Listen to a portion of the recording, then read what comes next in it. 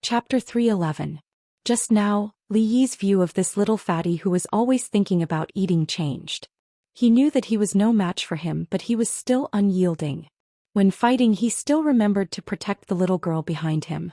It was hard to tell that this little fatty who was a little hot-blooded was actually the son of his third uncle, who was always indifferent no matter what happened.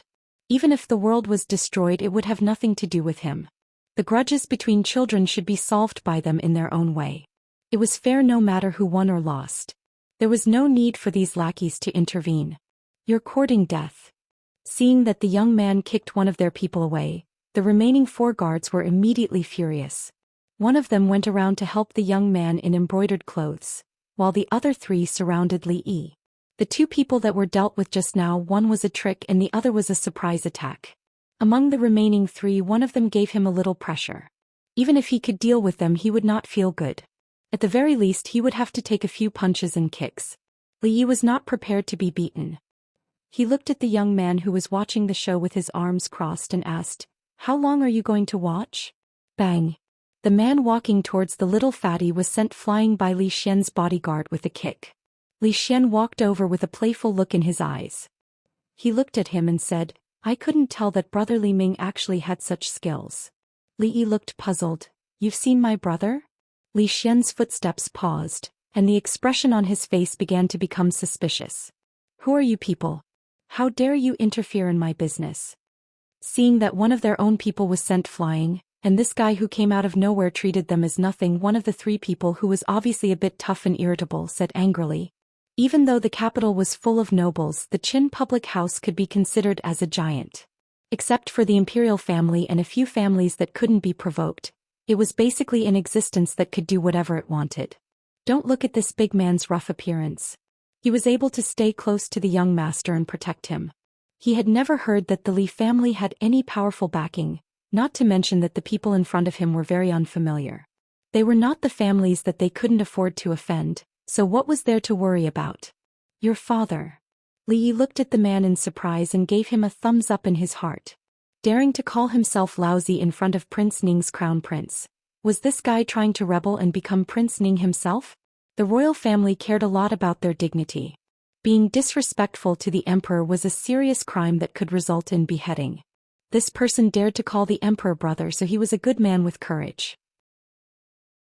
Jing Ku could be considered as a courageous man, but in the end he was chopped into pieces by Emperor Qin Shi Huang. There were so many courageous men on Mount Liang, but in the end all of them were wiped out. Since the ancient times, all the courageous men were now dead. From this, it could be seen that hot-blooded men usually did not have a good ending. Not long after the man said the word "lousy," he was slapped in the face by one of Li Xian's guards, causing him to spit out all his teeth. By the time the other 2 reacted, their shoulders had already been pressed down and they couldn't move at all. Break their legs. The leader of Li Xian's guards made the decision on his own. "Don't you dare. We are from the house of High Duke Chen." Both of their legs were about to be broken. If they didn't raise the flag now, it would be too late. Usually when they bullied others, most of them would just give them a beating. Even when they were dealing with those insignificant lords, they wouldn't break their legs. This was an act that completely shed all pretense of cordiality. When the leader of the guards heard this, he turned and looked at Li Xian. In the next moment he turned back and said to the guards, "Since they are from the house of High Duke Chen, just break one of their legs." In order not to disturb the atmosphere of people admiring the flowers, and to be a civilized person, the guards decided to drag them out of the peach forest and break their legs. At this time the outcome of the fight with the little fatty had also been decided. It had to be said that when it came to fighting, the fatty had a natural advantage. The 4 youths had lived a luxurious life since they were young. They probably hadn't put in much effort to practice martial arts. They only used simple punches and kicks. If the strength was light, hitting the little fatty's body was like scratching an itch. However, if they were hit by the little fatty's fist, they could only squat on the ground and cry. There was no other outcome. In a short while the 4 youths were all knocked to the ground. The little fatty crawled up from the ground and panted heavily. He patted the dust off his body, completely ignoring his bruised and swollen face. He looked down at the 4 defeated youths and said loudly, "Didn't you want to fight? Get up." If he pointed to the sky and shouted, "Who else?" He was afraid that he would be struck by lightning if he acted so pretentiously. Hearing this, the few youngsters in embroidered clothes crawled up from the ground and quickly ran out of sight. This is. Li Xian pointed at the little fatty who looked like the leader of the martial arts world. Li Yi shook his head and said, "We'll talk about this later." Young master. Only then did the servants have time to run over. When they saw the little fatty's sorry state, they were about to cry. "I'm fine." The little fatty wiped his snot. Although his body was in great pain, his heart was sweeter than eating candied fruit. He ran to the little girl's side and held her hand, saying, "The delicious food is all dirty. Big brother will buy it for you later." A servant walked to Li Yi worriedly and said, "Young master, those are the sons of High Duke Chen's family. Young master beat them up. We're in big trouble." High Duke Chen. Li Yi looked at him and asked, "If it wasn't for today's incident, would they have caused less trouble for the Li family?" The servant was speechless for a moment. Young master's words seemed to make sense. The Chen and Li family had been at odds for more than 10 years. The Chen family had been intentionally or unintentionally suppressing the Li family for so many years. It could be said that the Chen family had a lot to do with the Li family's rapid decline. High Duke. There were only a few High Dukes in a country. The small Li family obviously couldn't afford to offend a first-class duke, but someone could.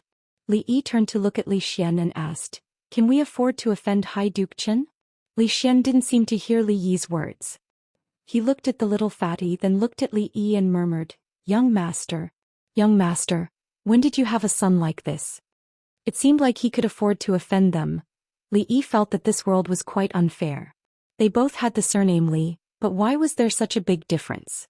When the Li family was at its peak, there was still a big gap between them and the Chen family. The two families could have been on good terms, but in the end the daughter of the High Duke was abandoned.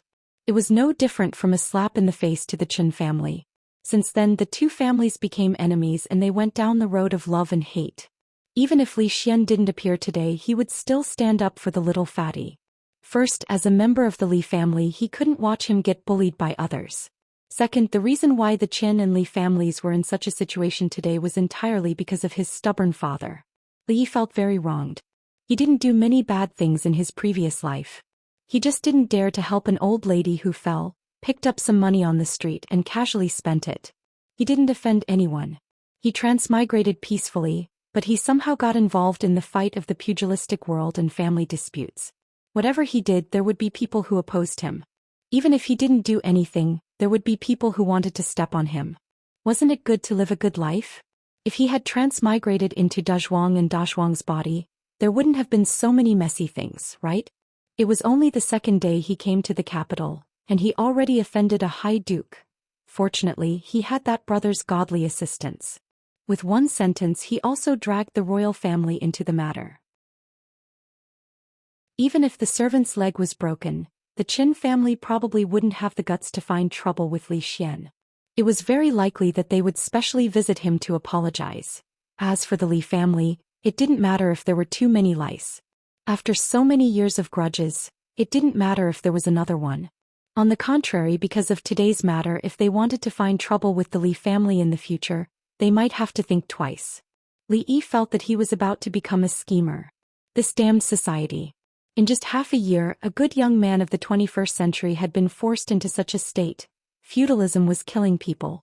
Just as Li Yi was sighing because of this, a group of people walked over from the entrance of the plum blossom forest in a grandiose manner. The ones walking in front were obviously the few youths with snot and tears running down their faces covered in bruises. Chapter 3:12. Behind the young men in embroidered clothes, the guards who were acting violently just now were now being carried by others. They were wailing incessantly and one of their legs was bent at a strange angle. Li Xian's guards walked over from behind and stood quietly behind him. Their faces regained their calm expression, as if they were not the ones who broke someone's leg just now. At this time, the difference between professional guards and non-professionals was reflected. Li Yi once again realized the importance of bringing a few reliable bodyguards when he went out. People like Mississippi Liu who were always missing at critical moments would definitely starve to death in this line of work. Brother Li Qing, it's them. The leading young man in embroidered clothes pointed at Li Yi and the others, and said loudly to the young man beside him. After saying that, he gritted his teeth and looked at the little fatty opposite him, who had his head held high and chest out, as if his eyes were about to spit fire. It's just child's play.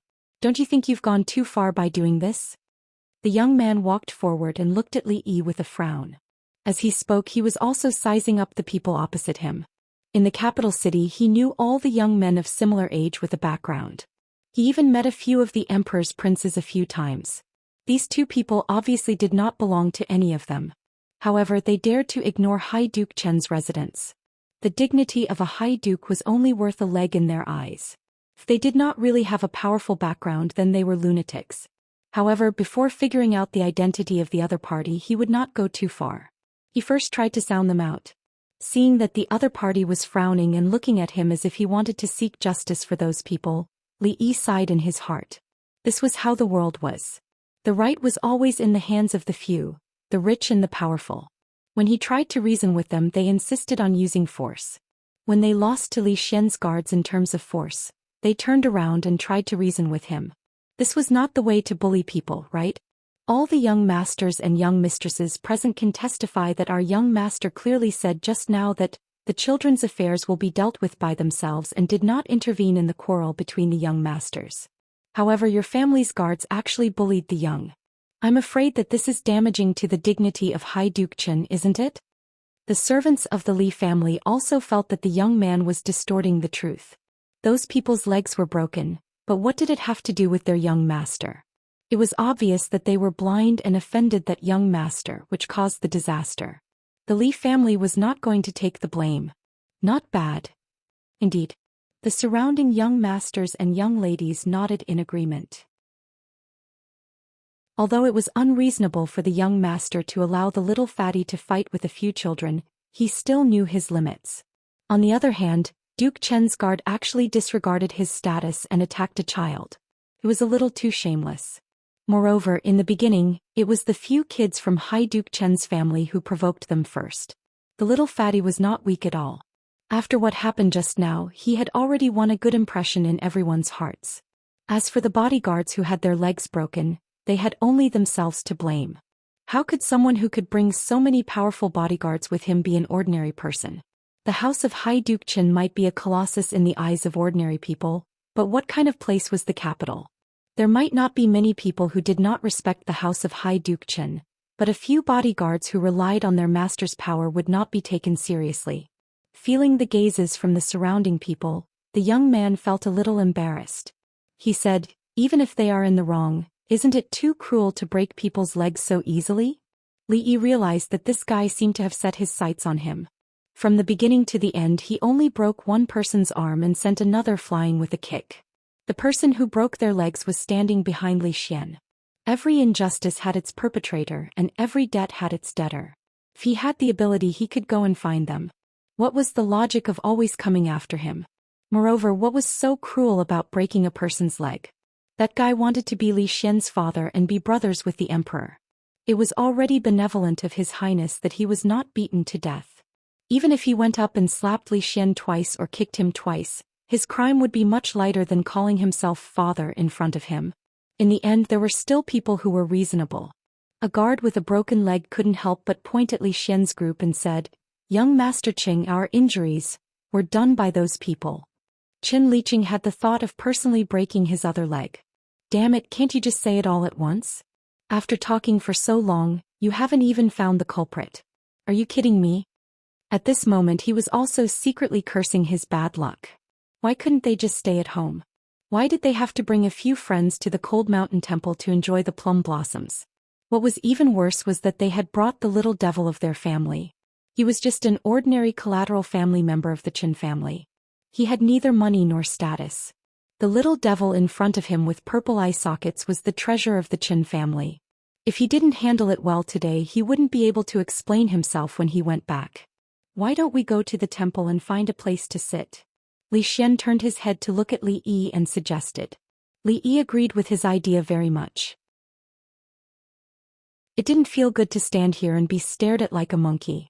The naughty kid's face was bruised and he had to find a place to apply some medicine. "Stop. Seeing that the two people seemed to be really planning to leave, Chen Liqing stepped forward and said loudly, "Don't you think you owe us an explanation? What do you want? Just say it." Li Xian pointed at a few guards.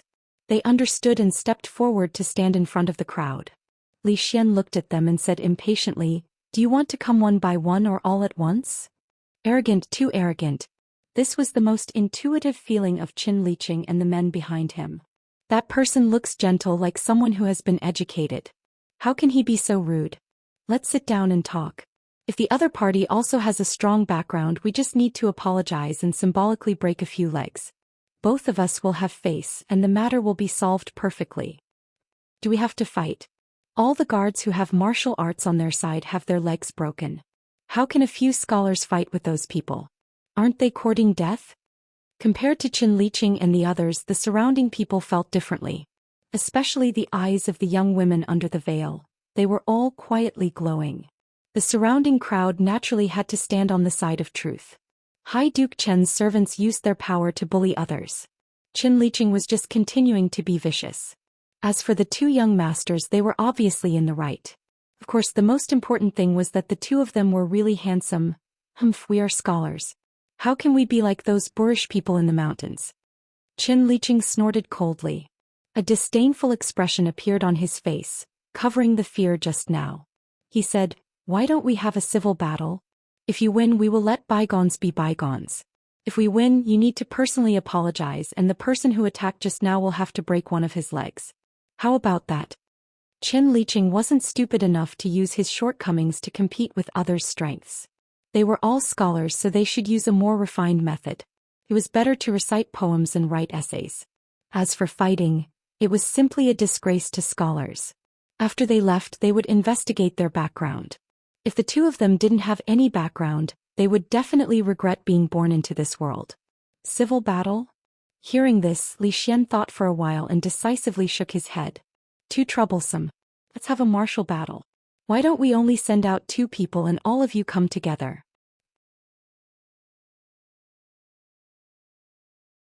Chapter 313. As the saying goes, when a scholar meets a soldier, he cannot be reasoned with. That was how Chen Liqing felt. The person in front of them was clearly a scholar, but he did not follow the rules of a scholar. He was determined to fight with force instead of words. The other party's bodyguard was obviously an expert that had been carefully selected. Even if there were only 2 of them, the few of them were definitely not a match for them. Only an idiot would agree to a physical fight. Li Xian frowned and looked like he was in a hurry.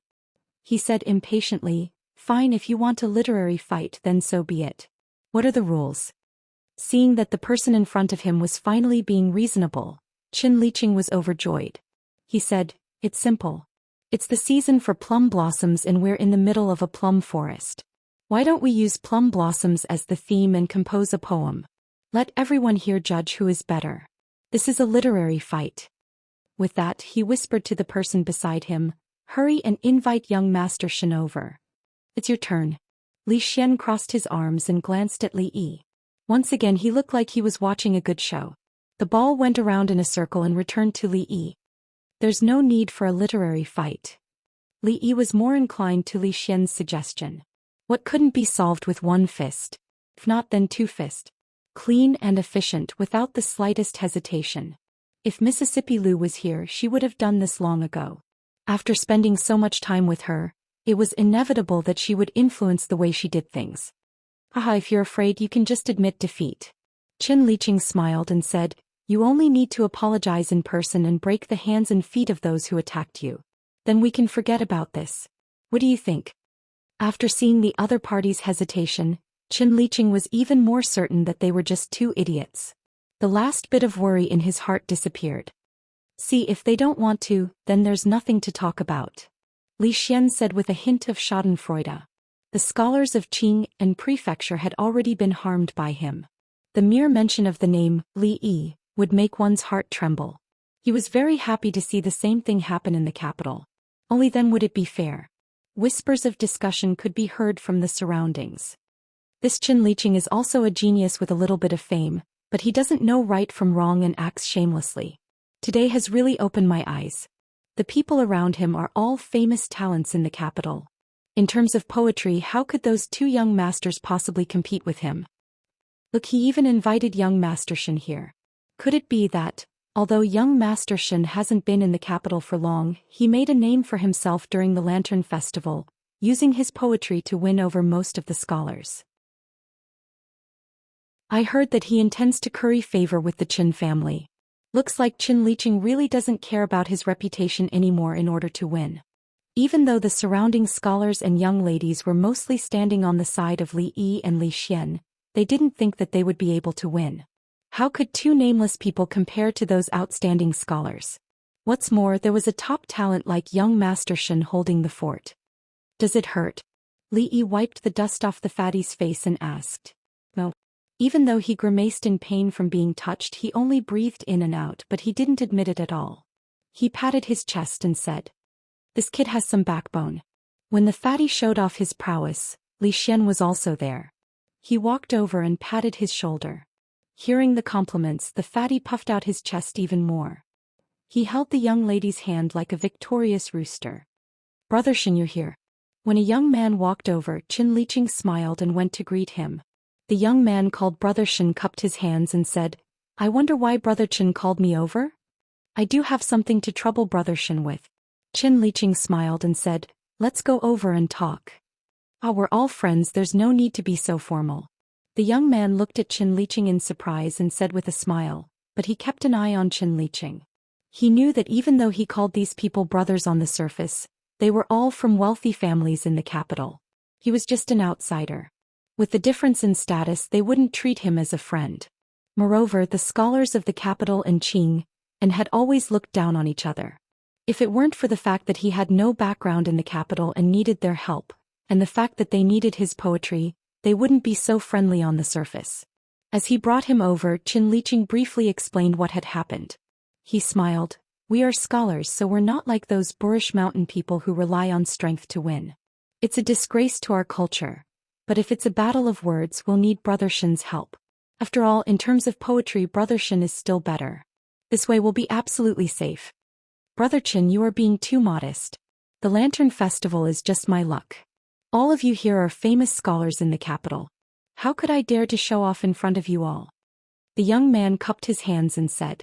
The two complimented each other and the crowd automatically opened up a path for them. Qin Liqing walked to the front and looked at Li Yi. "For the sake of fairness, each side will send one scholar to fight, and one poem will decide the winner." He still wanted to save face in front of others. He couldn't let a group of famous scholars bully two nameless juniors. As long as Xianxia made a move, it would be enough to sweep them away. Even though Xianxia came from Qing, it was said that when he was there he was quite famous. In terms of poetry, there weren't many in the capital who could guarantee that they could beat him. With him here, they wouldn't lose today. Li Yi helped the naughty child dust off his body and turned around. Xianxiao's heart sank when he saw that silhouette when he walked over from the other side. When that person turned around and saw his face, Xianxiao's heart finally sank to the bottom of the valley. As the second scholar of Qing, countless people followed him wherever he went. Countless young mistresses pursued him, and he could even make the prostitutes pay him money if he wanted to. Of course, this was all in the past. He didn't want to be the leader of the scholars of Qing in prefecture. Why did he come to the capital? It was because he didn't have the face to stay in Qing in prefecture. One poem, Immortal at the Magpie Bridge, and one poem, Shui Diao Getu, made him lose all of his pride there. It wasn't until he came to the capital and made a name for himself during the Lantern Festival that he regained some confidence. In terms of poetry, he wasn't afraid of Yang Yanzhou. He wasn't afraid of all the scholars of Qing in prefecture. He wasn't even afraid of the famous scholars of the capital, except for one person. That person was standing right in front of him. "Brother Xian, I'll have to trouble you with this poem." Qin Liqing walked over and patted his shoulder with a smile. After seeing Xianxiao's poems, he had unparalleled confidence in Xianxiao. He was also the one who was least likely to lose. If he could help him regain his face today, even if it was just a little bit of effort, it wouldn't matter if he managed to get on the Qin family's good side. Xianxiao came back to his senses and finally realized what Qin Liqing wanted him to do. "Brother Qin."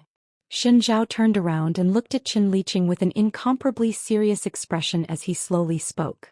I think you guys should fight.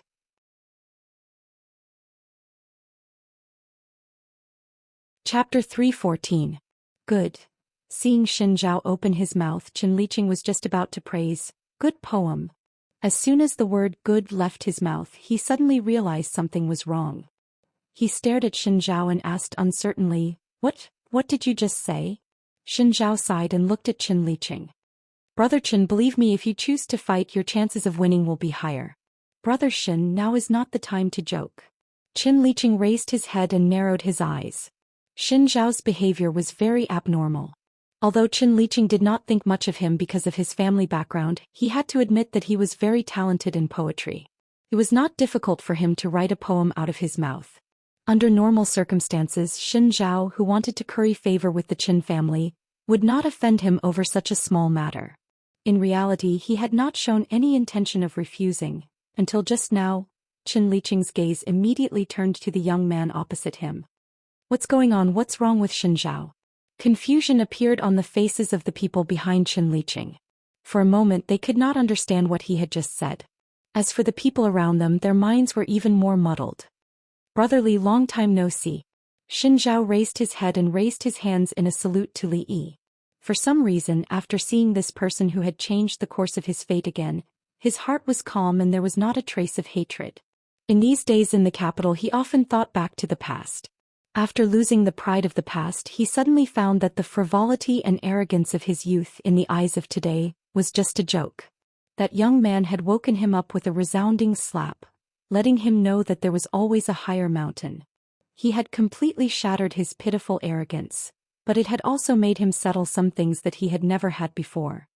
"Brother Xin, long time no see." To be able to see an old friend from Qing in prefecture here, Li Yi was slightly surprised and also raised his hands in a salute. Although the two of them had once clashed, there was no unforgettable hatred. To be able to see each other in the distant capital was not easy. Of course, the most important reason why Li Yi did not hate him was because he had taken advantage of him at that time. At this time, he faintly felt that the Xin Zhao in front of him was not the same as before. So they know each other. Everyone came to a sudden realization. No wonder Xin Zhao was unwilling to stand up for Qin Liqing. If that young master was an old acquaintance of his, then everything would make sense. Qin Liqing's face was a little embarrassed. He couldn't help but feel some resentment towards Xin Zhao. He sneered and said, "Xin Zhao, do you think that without you we can't compose a poem?" This time she didn't even call him Brother Xin. Xin Zhao smiled and said, "I know that my talent in poetry is far from Brother Li's, so I won't embarrass myself. Brother Qin and the other brothers are all famous scholars in the capital, brimming with talent. Naturally, you don't need me." He naturally understood the meaning behind Qin Liqing's words.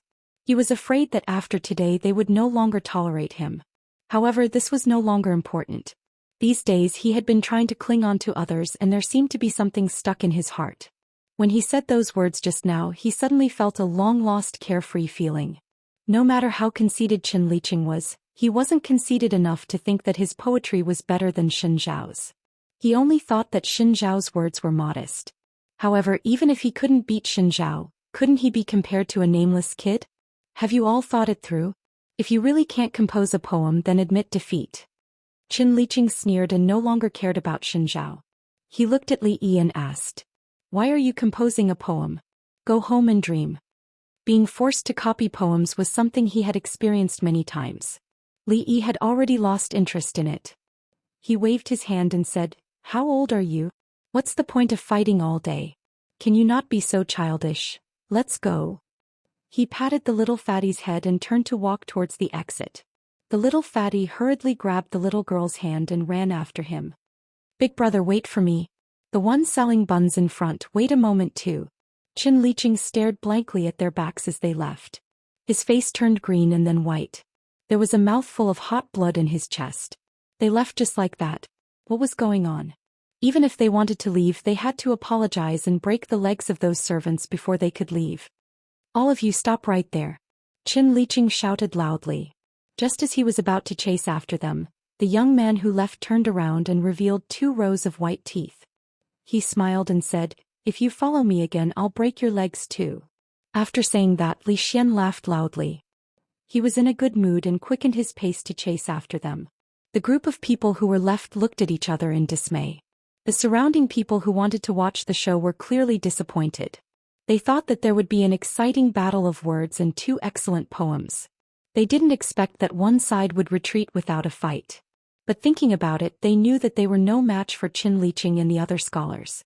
If they really went to compose a poem, they would be asking for humiliation. They might as well retreat shamelessly. Preposterous. Qin Liqing's face no longer had the slightest trace of elegance. His eyes were about to spit fire. Investigate. When we go down, we must investigate the background of those two fellows. He had suffered such humiliation. If he didn't avenge himself, he was afraid that his heart would never be at peace. Brother Liqing, why are you so angry? Left and right are just two cowardly rats. They don't even have the courage to fight a battle of words. I'm afraid that they don't have a bit of knowledge and can't even compose a decent poem. Left and right are two idiots. After today, there will be no place for them in the circle of scholars in the capital. Absolutely, absolutely. Brother Lu's words make sense. A person beside Qin Liqing comforted him, and the rest of the people revealed looks of disdain on their faces at the right time as they echoed one after another. As for the surrounding people, even though they felt that it was unfair for Qin Liqing to propose a battle of words, the two young masters didn't even have the courage to accept the challenge. Even though they were smart, they didn't have the backbone of a scholar. They don't have a bit of knowledge, idiots. At this moment, an undisguised laughter rang out from the crowd. The laughter was piercing to the ears. Everyone turned their heads to look. It's Xin Zhao. After discovering the source of the laughter, everyone was stunned. What are you laughing at? Qin Liqing glared fiercely at him and asked. Xin Zhao held his stomach and laughed until he was out of breath. He pointed at Qin Liqing and said, Brother Qin, on your waist, can I take a look at the fan on your waist? Seeing Xin Zhao's expression, Qin Liqing was shocked. Why would he want a fan at this time? Was this Xin Zhao crazy? It was said that once this person became crazy, he could do anything. If one didn't do as he said, who knew what he would do? A trace of fear appeared on Qin Liqing's face. He quickly handed over the fan on his waist. Whoosh. Xin Zhao waved his hand and opened the fan. He smiled and said, You wrote this Shuidiao Getu on the fan. I believe that Brother Qin likes it a lot. Qin Liqing took a step back. He thought to himself that he liked this Shuidiao Getu. What did it have to do with Xin Zhao? Xin Zhao stopped laughing. He looked strangely at the scholar who had just called him an idiot. He said, When Brother Lu writes a poem that surpasses this Shuidiao Getu, then you can go say that others are an idiot. He returned the fan to Qin Liqing and laughed. Brother Qin, you don't need to investigate him anymore. That idiot brother is Qingan Prefecture, Li Yi. Seeing the expressions of Qin Liqing and the other scholars change, Xin Zhao felt extremely carefree. He laughed a few times and turned to leave without looking back. Qingan Prefecture, Li Yi. Even though they didn't know what he looked like, this name was not unfamiliar to the scholars and beauties of the capital. Her pretty face was full of shock. Her cherry lips parted slightly and she took out the round fan from her bosom. There was the immortal magpie bridge that she had personally embroidered. In this world, the best way to become famous was to write an excellent poem. No matter where the poem first appeared, it would eventually be known by all the scholars of the Jing Kingdom and be passed down for generations to come. How can this be? How can this be? Qin Liqing's mind was blank as he mumbled to himself. The scholar surnamed Lu's face was red. He wanted to find a hole in the ground to hide in. The surrounding crowd was shocked. A few poems involuntarily appeared in their minds. Under the curtain, the rich young mistress's pretty face was slightly red. Her gaze occasionally looked in the direction of the exit of the plum blossom forest. At this moment, no one would think that the person who left was retreating without a fight. That was disdain. He was right. Qin Liqing was stupid and childish to compete with the scholars who wrote Shuidiao Getu and Immortal Magpie Bridge. Xin Zhao was not being modest just now. From the beginning to the end, he had treated this matter as a joke. So what if it was Qin Liqing? So what if it was the gifted scholar of the Jing Kingdom? Could they make all the women in the world whisper in their boudoirs? If the feelings between the two were to last for a long time, Why would they stay together day and night and embroider their poems on handkerchiefs? They couldn't. Thinking of this, everyone looked at Chen Liqing with a strange expression.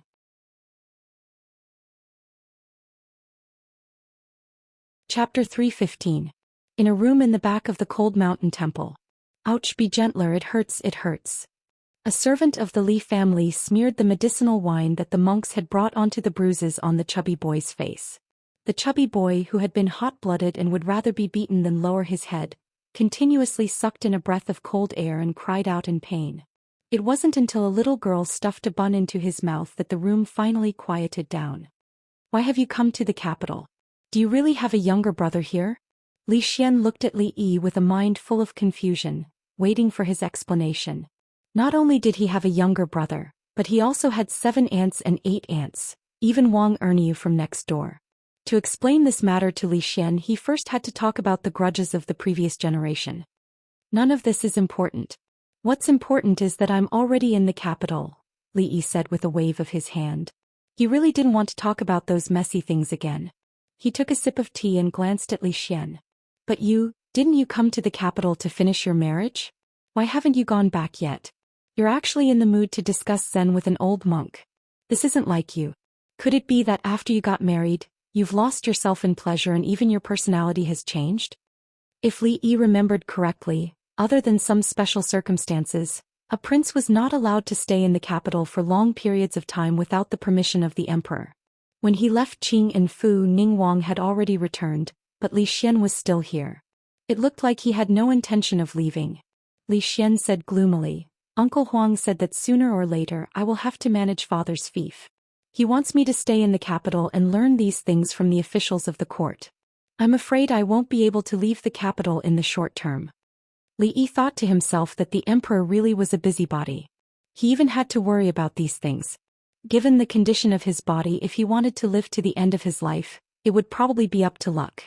Thinking about it this way, it wasn't surprising to see him discussing Zen with the old monk here. With his temperament, he was absolutely suitable to be an idle prince, and he was even more suitable to be a scientist. Even if he was asked to govern a prefecture, a state, or even a county, it might be a good thing for the people, but he himself would definitely recite, "My white hair is 3,000 feet long, and my fate is like a long sorrow," and die of depression. Li Xian didn't continue to ask why Li Yi was in the capital. If he wanted to know, it wouldn't take much effort. However, as he said, none of this was important anymore. The important thing was that with him here, the future would not be so boring. Suddenly, Li Yi thought of something important. He turned around, looked at Li Xian and said seriously, "By the way, don't tell Emingzu that I'm coming to the capital." Why? Li Xian looked at him with confusion. Emingzu was also very bored in the palace. In reality, he had planned to enter the palace today. If she knew that Li Yi had come to the capital, she would probably be very happy. The reason was, of course, if Her Highness knew that he was coming to the capital, she would certainly think of a way to make him stay. There was no doubt about this. Li Yi only treated this trip as a vacation. He didn't think he would stay here for the rest of his life. He had only left home for a few days, but he already missed Rui and Xiao Huan. Even when he saw a strong man on the street, Fang's face would involuntarily appear. This was an illness. He could only recover when he returned home. He sighed and said, "To be honest, I'm only staying in the capital for a few days. In a few days I'll be returning to Qing and Fu." Although it was not very good not to greet her when he came to the capital, after thinking for a long time, Li Yi felt that it was better for the two of them not to meet. The feeling of his life and death being controlled by others was something that Li Yi, who had a soul from the 21st century, was not something that he was used to. Unfortunately, in a feudal dynasty like the Jing kingdom, the royal family had this kind of power. If there was no need, he didn't want to have anything to do with the royal family. Li Xian was already an exception. If he got involved with the princess further, Li Yi was worried that the days where he could lie in the courtyard and bask in the sun would be gone forever. Of course, if she was still the cool and disrespectful Constable Emingzu, he would be very happy to accept it. So soon? Li Xian couldn't help but show disappointment on his face. He didn't have the excitement from before. After applying the medicine, the little fatty became excited again. It was the first time he showed off his power in front of his enemy. Even though he was slightly injured, he couldn't hide the excitement in his heart. He held the food in his hand and walked around the room. Suddenly, the little fatty looked at the surrounding walls of the room. His eyes rolled a few times and he ran in front of Li Yi. He pointed at the strange marks on the wall and asked, "Big brother, what's written on the wall?" Although Li Yi didn't grow up in the capital, he was the number one among the younger generation in the Li family. It was normal for the little fatty to call him Big Brother.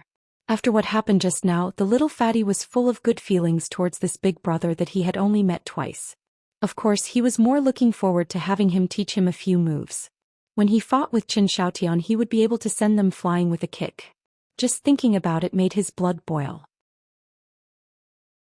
Hee, Big brother doesn't study hard and can't read. The little girl skipped over and said with a smile. The little girl was also a member of the Li family. She was the daughter of a concubine of the Li family's third uncle. She was Li Yingzai's half-sister. Perhaps it was because she was too young, she was a little shy. She hid behind the little fatty and blinked her eyes curiously at Li Yi. Hearing this, the little fatty's face turned red. Although he didn't study hard, he could still recognize a few words. However, the words written on the wall were crooked and didn't look like they were written in a book. How could he recognize them? That's Sanskrit. It's normal that you don't recognize it, Li Yi said with a smile. You know Sanskrit? Li Xian looked at him in surprise. It was normal for the little fatty not to know Sanskrit. Li Yi grew up in Qing'an Prefecture. Under normal circumstances, he shouldn't be able to recognize it either. Once again, Li Yi confirmed that this guy must have dozed off in class when he was young. This was a temple. Buddhism originated from ancient India. Although the wheel of history had gone astray, it shouldn't be much different in this world. The earliest scriptures must have been written in Sanskrit. After being translated, it became what it was today. Li Yi had studied history carefully. In the early years of the previous dynasty, there was indeed a monk called Xuanzang who went west to India and brought back countless scriptures. However, it was different from the other world. After Xuanzang returned to his country, the Tang Empire was torn apart before he could translate the scriptures. Xuanzang also died of a serious illness. An eminent monk of that generation had fallen. Until now, those scriptures had not been completely translated. This was a temple. Other than Sanskrit, what else could those strange words written on the wall be? I know a thing or two, Li Yi said modestly without blushing. Of course, he didn't know Sanskrit. Although there were Buddhist classics and even Sanskrit dictionaries in the library, he always felt that it was useless to learn it. Moreover, one couldn't learn a language just by knowing a few words. There was no need to spend so much effort. What's written on the wall? Li Xian looked at him and asked in disbelief.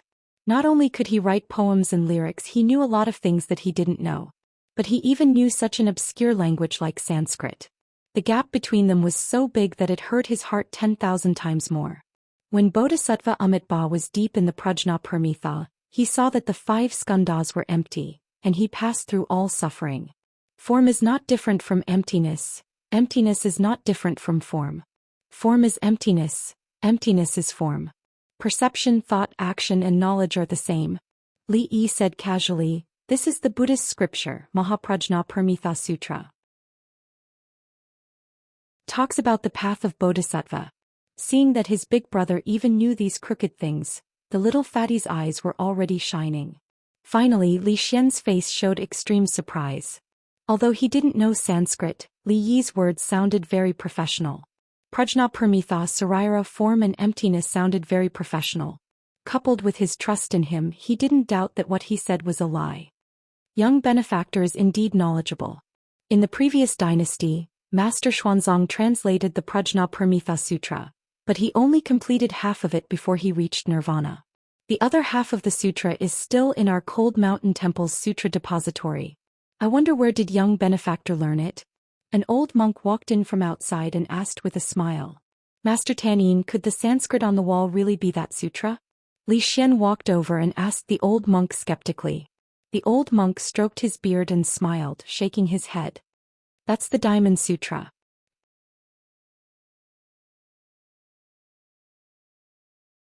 Chapter 316.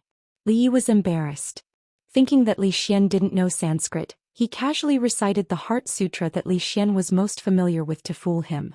The Heart Sutra was probably one of the most widely circulated scriptures in Buddhism in the future. Especially the lines form is not different from emptiness. emptiness is not different from form. They often appeared in TV dramas. Even if you weren't a Buddhist, you could say it casually. It was awkward after saying it out loud. Being exposed by the old monk and Li Xian's playful eyes, he was put on the spot for a moment. So I heard. At one time, the Buddha gave a lonely garden in the country of Shitra, together with 1,250 monks. Li Yi laughed dryly and said, "So it's the Diamond Sutra." "I'm sorry, I saw it wrong." Li Xian's face was full of disbelief. The two scriptures were so different, how could he have seen it wrong? Would a normal person think of the immortal Magpie Bridge as Shuidiao Getu? If he was literate, he wouldn't have made such a mistake. So I heard. At one time the Buddha gave a lonely garden in the country of Shitra. The old monk raised his eyebrows and looked at Li Yi with a serious expression. Could it be the Diamond Sutra translated and annotated by the later Qin monk Kumarajiva? Legend has it that this translation was recognized by the monks at that time and was widely spread. However, it was lost with the fall of the later Qin dynasty. Where did you learn it? Obviously, what Li Yi just said was not what was written on the wall. The atmosphere in the room became awkward again. Li Yi decided not to speak anymore. This old monk must be taking revenge on him for tricking him earlier. It was said that a monk's 6 senses were pure without anger, but it was all a lie. He had never seen a monk who held a grudge like this before. "Inga, let's go home." Li Yi turned and said to the little fatty, then strode out of the room. "Young benefactor, please wait." The old monk stepped forward and blocked his way. With Li Yi's level, he didn't see how the monk came over. He just felt his vision blur and a shiny bald head appeared in front of him. Li Yi was shocked, thinking that this old monk was not a Shaolin disciple. Could he be a spy of the Xiaoyao sect? This wave-like subtle steps had already reached the acme of perfection. Expert. Li Yi was absolutely certain that this old monk was an expert. However, he wasn't worried because under the guidance of a servant of the Li family, Mississippi Lu was already walking over. "Is there anything else, Grandmaster?" It was better to be polite in someone else's territory. Even if Mississippi Lu defeated the old monk, Rui wouldn't be able to deal with the 18 Arhats formation, Vajra demon subduing formation and so on. A kind smile appeared on the old monk's face again as he asked, "I just want to know where you learned the Prajna Heart Sutra and Diamond Sutra that you mentioned just now." Li Yi's heart skipped a beat. He finally understood why the old monk would do such a thing. Although the overall history of this world hadn't changed much, there were still many historical differences from the original world. The eminent monk of the previous dynasty, Master Xuanzang, traveled thousands of miles from India to retrieve the Mahayana Buddhism, but he died before he could translate it into Chinese. Many Buddhist scriptures could only exist in the form of Sanskrit. With the rapid destruction of India, there were fewer and fewer people who knew Sanskrit. Eminent monks who were proficient in Sanskrit were even rarer. For decades, there hadn't been a mighty person who could translate these scriptures, which greatly hindered the spread of the teachings. The old monk's dharma must have reached a certain level. He could tell the difference just by listening to a few lines of the scriptures. He might have thought that the scriptures had already been translated by an eminent monk. "What's wrong?" Lu Rui walked over. After glancing at the old monk, he stood beside Li Yi and tilted his head to ask. The old monk still had a kind smile on his face, but his gaze lingered on Lu Rui for a moment longer. "I'm fine." Li Yi gave her a reassuring look. Since the old monk didn't have any ill intentions and didn't intend to use the 18 Bronze Men formation and the Diamond Demon subduing formation, there was no need to be cautious. He looked at the old monk and smiled. "It's a long story. It was a winter more than 10 years ago. I only remember that it was very cold that winter. The north wind was biting cold and snow was flying everywhere. One morning I opened the door to find an old monk in thin clothes lying in front of my house. Perhaps it was because of the climate change, but more than 10 years ago the winter in Qing'an Prefecture was much colder than it was now. Every year there would be a heavy snowfall. The north wind was biting cold and the snow would seal the mountains. Coincidentally, a famous doctor would fall in front of Li Yi's house this year. Next year a Buddhist monk would fall and the year after that an old Taoist would fall. In short, under the rule of Emperor Li Xian's relatives, the elderly in the Jing kingdom didn't have an easy time, especially during the difficult winter. Fortunately, the people of this era didn't lack warm-hearted people. Every time they found an elderly person lying in front of their house, they would kindly help them back. A bowl of hot soup and a quilt could save an elderly person who had one foot in the grave. Because he had the best audience in the world with Li Yi's ability to tell stories. If he told stories in the brothel, the storytellers could only go hungry. Li Xian listened with great interest. He was very envious of Li Yi's luck of randomly picking up an eminent monk in front of his house. The gate of the prince's mansion was even more majestic and imposing. Why had no one ever fallen? It must be because those servants were too fierce. When he returned this time, he had to properly reorganize the servants in the mansion. So this scripture of yours is what you read from the eminent monk left behind before he left. Li Xian suddenly understood and asked, the scripture written by the eminent monk is of extraordinary value. Where is that scripture now? Li Yi touched his nose and said, once when I was reading in the toilet, I found that the toilet token was gone.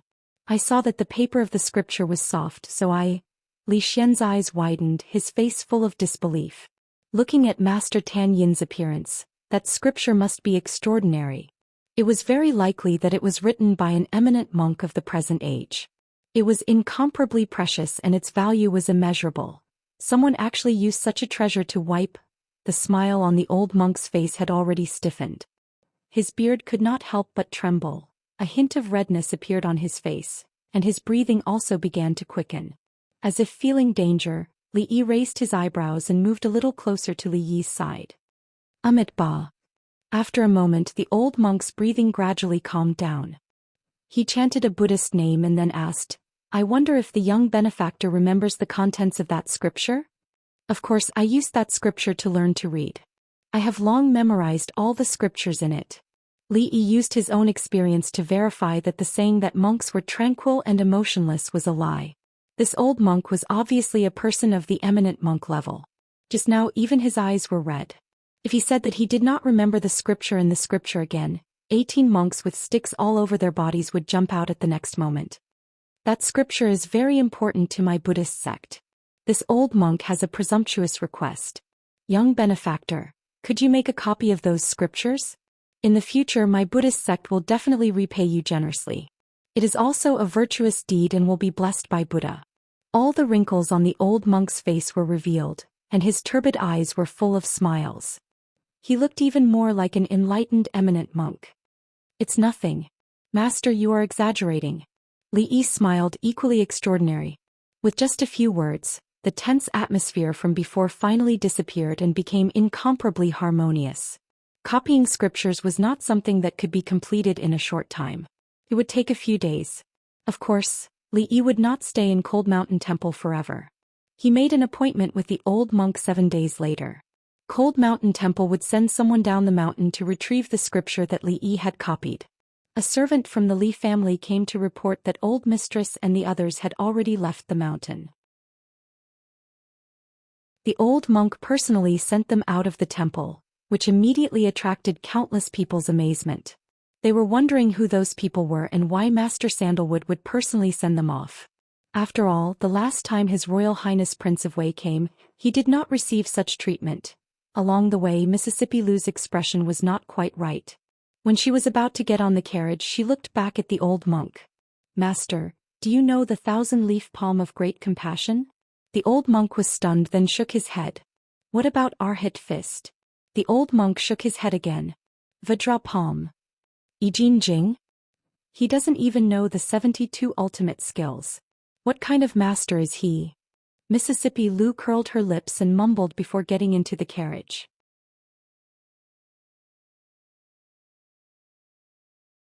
Chapter 317. It's the Cold Mountain Temple, a small temple. It's normal that they don't know the 72 ultimate arts. You can't expect any monk to be as powerful as the Dharma Hall of the Shaolin Temple. If there's a chance next time, I'll bring you to the Shaolin Temple. Inside the carriage, Li Yi was comforting Mississippi Lu, who didn't know the 72 ultimate arts of Shaolin. Looking at her disappointed expression, Li Yi suspected that accompanying the old madam was just an excuse, and that she wanted to see the legendary Shaolin Kung Fu. One had to know that in the Wuxia stories he had told her, every monk was an expert who looked down on the martial arts world. Fortunately, the old monk really didn't know those Kung Fu. Otherwise, if the two of them were to fight, the Cold Mountain Temple would be torn down. Li Yi looked at her and advised, Don't ask the master such questions in the future. A monk should keep a low profile. Even if he really knew these kung fu, he wouldn't say it out loud. Looking at Mississippi Lu nodding as if she understood his words, Li Yi felt relieved. It seemed that he had misunderstood her. Although Rui had a bad temper, she was not as stubborn as he thought. Well, since he doesn't want to admit it, I'll just test him next time, Mississippi Lu said as she looked out of the window. Li Yi decided to take back his thoughts. Suddenly he seemed to realize something. He turned to look at her and asked, "You don't know? I really don't know the 1,000-leaf palm of mercy. And the Vajra palm, I've never heard of it. There are countless scriptures in the library. Which one is the muscle-bone strengthening scripture?" In the cold mountain temple, the old monk looked at his disciples who had bruises all over their faces and asked, "What happened? Why are you all in such a sorry state? Was there a fight in the temple?" A young monk hugged his arms and shed 2 lines of aggrieved tears. He choked and said, "There was a female benefactor just now." Li Yi sighed and said, "Rui, it's better if you don't go to the cold mountain temple anymore. Their 18 bronze men formation and Vajra demon subduing formation are very powerful. Even a grandmaster wouldn't be able to escape easily once they're trapped. Especially the 18 bronze men, they hold iron rods in their hands and their bodies emit golden light." Mississippi Lu's eyes were full of fighting spirit. "Is that so? I'd like to see if it's really as powerful as you say it is." The carriage drove into the city gate. Mississippi Lu didn't plan to take the carriage back to the Li family. She planned to walk back slowly and experience the local customs in the capital.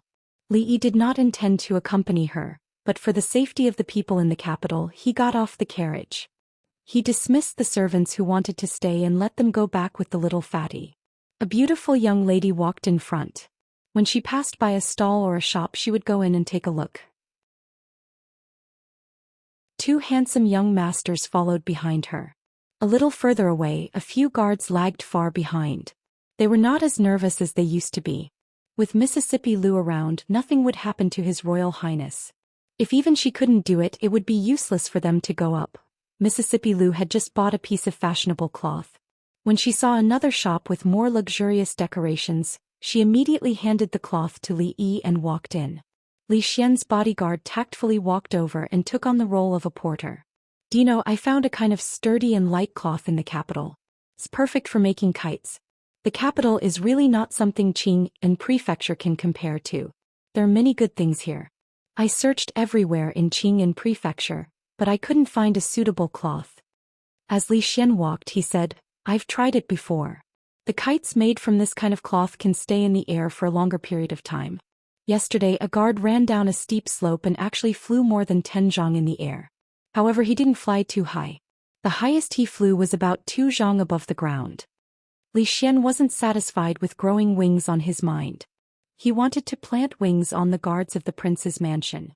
Fortunately, the guards of the prince's mansion were all experts. Even if they fell from a height of 3 to 2 feet, they would be fine. Otherwise, Prince Ning Mansion would definitely become the largest sanatorium for the disabled in the Jing Kingdom. According to his current knowledge, to be able to do this was already not bad. At the very least, he was in the right direction. He wasn't like that fellow who tied a rocket launcher to a chair and pulled 2 kites in his hands and wanted to fly into the sky. "Also, I'm also making the hot air balloon that you mentioned last time. But there's a big problem. The cloth isn't fireproof and it's very likely to burn. There's also no suitable fuel. Even if I fly, I won't be able to last long." Under the inspiration of Li Yi, Li Xian's thinking had already far surpassed the people of this era. After such a long time, he finally understood that there was only one person in this world who could discuss these things with him. Geniuses were all lonely. Ordinary people couldn't understand the pain of not being able to find a confidant in the entire world. These words had been bottled up in his mind for a long time. Finally, he found someone who was worth talking to and who could understand him. From the beginning, his mouth hadn't closed. The direction is right. The material and fuel for the hot air balloon is indeed the biggest problem. There's something called tung oil. It's very light and heat resistant. I can try to apply it on the cloth. As for the fuel, there's also something called fierce kerosene. Maybe I can give it a try. Li Yi had discovered a long time ago that Mississippi Lu had no immunity to good-looking cloth. She obviously didn't know how to sew clothes, but every time she went out on the street she would buy some cloth. Last time 2 pieces of cloth were bitten by rats. In a fit of anger, she chased the rats out of their holes and tore them into pieces. Accompanying a woman shopping was a very tiring thing. Mississippi Lou entered the cloth shop and couldn't come out for a while. Li Yi casually sat down at a noodle stall next to the cloth shop and continued to complete his plan to cultivate a great scientist. Guest, would you like to eat noodles? A shy voice came from the opposite side. Li Yi raised his head and saw a skinny girl around 10 years old looking at them. The next moment, the little girl was pulled to the back by a woman with a white scarf wrapped around her head. The woman said with a smile, "Children don't know anything. Please rest as much as you want." The 2 young masters in front of them had extraordinary temperaments. The one on the left could probably buy the whole noodle stall with just 1 piece of clothing. How could such nobles eat noodles here? Li Yi saw the little girl hiding behind the woman and looking at them with a wronged expression. He smiled and said, "A bowl of noodles. Put more chopped green onions, no coriander." Having lived 2 lives, he didn't have the habit of not eating on the street. A few months ago, he and Xiao Huan ate a bowl of vegetarian noodles on the street of Qingyan Prefecture. It was better than any delicacy. Today he had eaten something in the morning. He was already hungry. Just thinking of the steaming hot sour noodle soup made his appetite increase. The woman was stunned for a moment, then immediately nodded and said, "Yes, please wait a moment. The noodles will be served soon."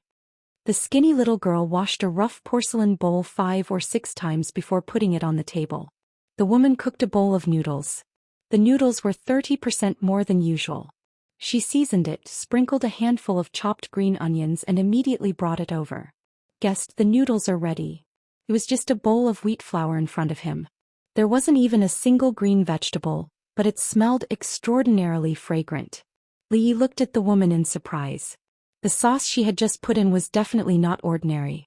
Li Xian smelled the fragrance and couldn't help swallowing a mouthful of saliva. He hesitated for a moment, then raised his head and said, "Give me a bowl too." A guard came forward and was about to say something when Li Xian waved his hand. He had no choice but to leave. A moment later, at the noodle stall on the side of the street, 2 noblemen with extraordinary temperaments were eating noodles, which became a different kind of scenery on the street. Lu Rui walked out of the cloth shop with a roll of cloth in his arms and saw such a scene.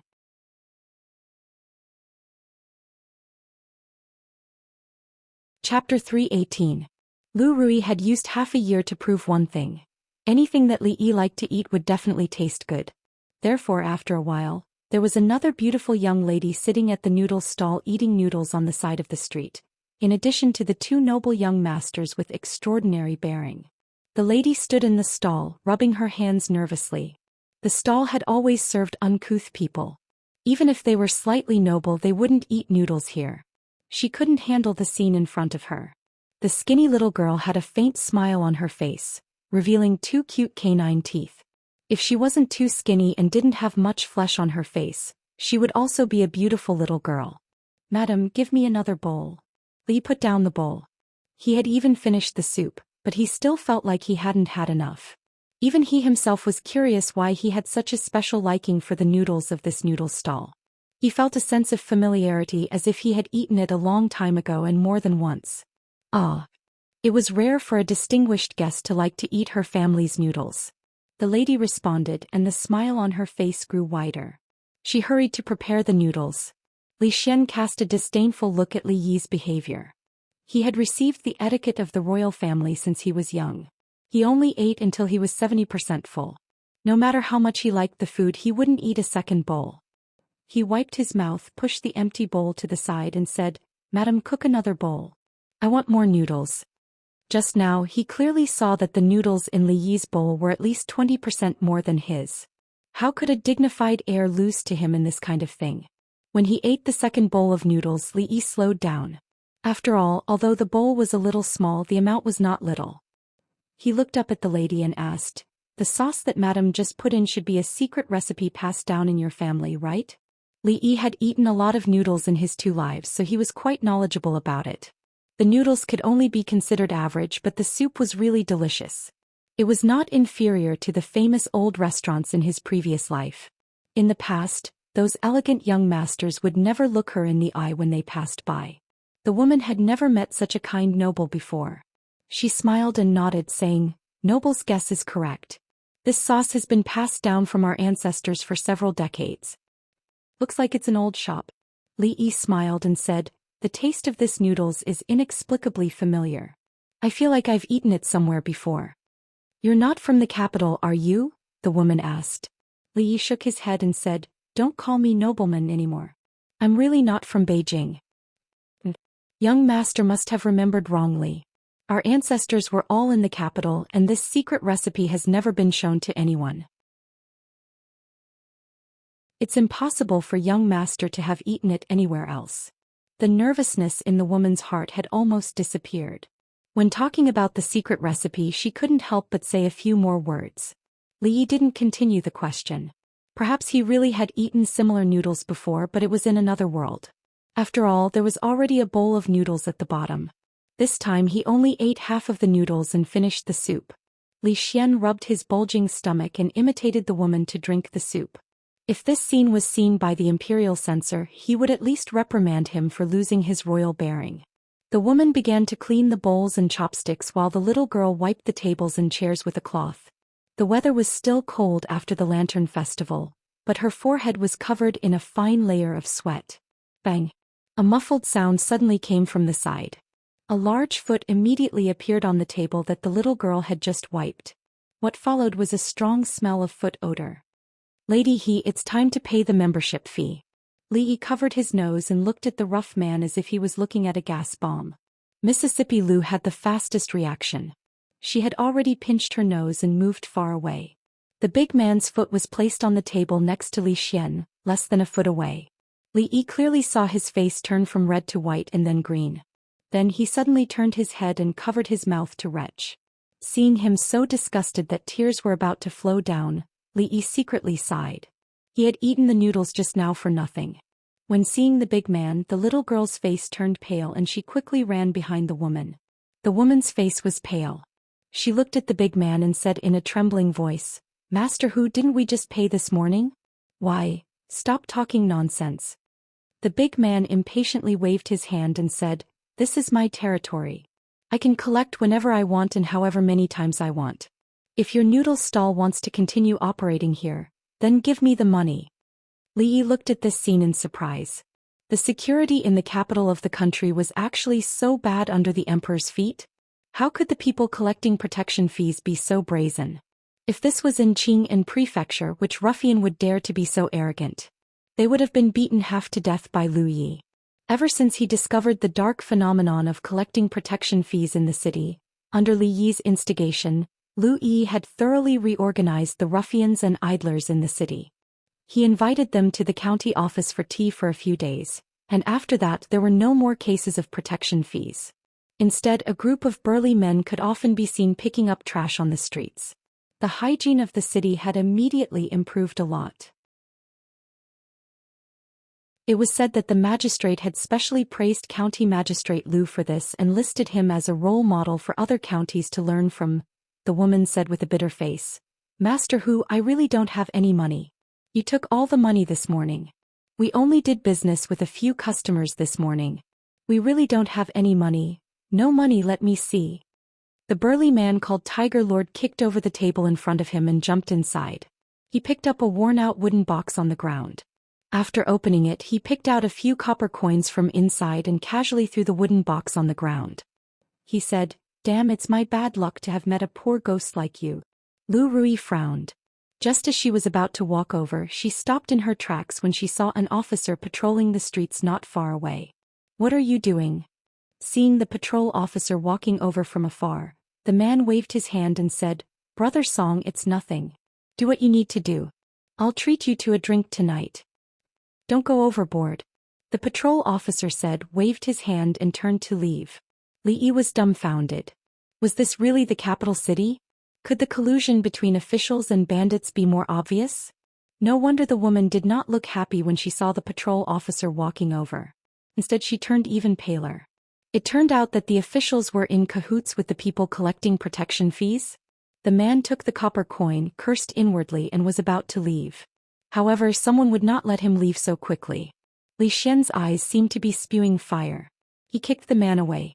"A long time ago, Li Yi knew that while he looked gentle and weak on the surface, he was actually quite skilled. At that time, when he had forcefully dragged him to Ning Wangfu, he had no power to resist at all.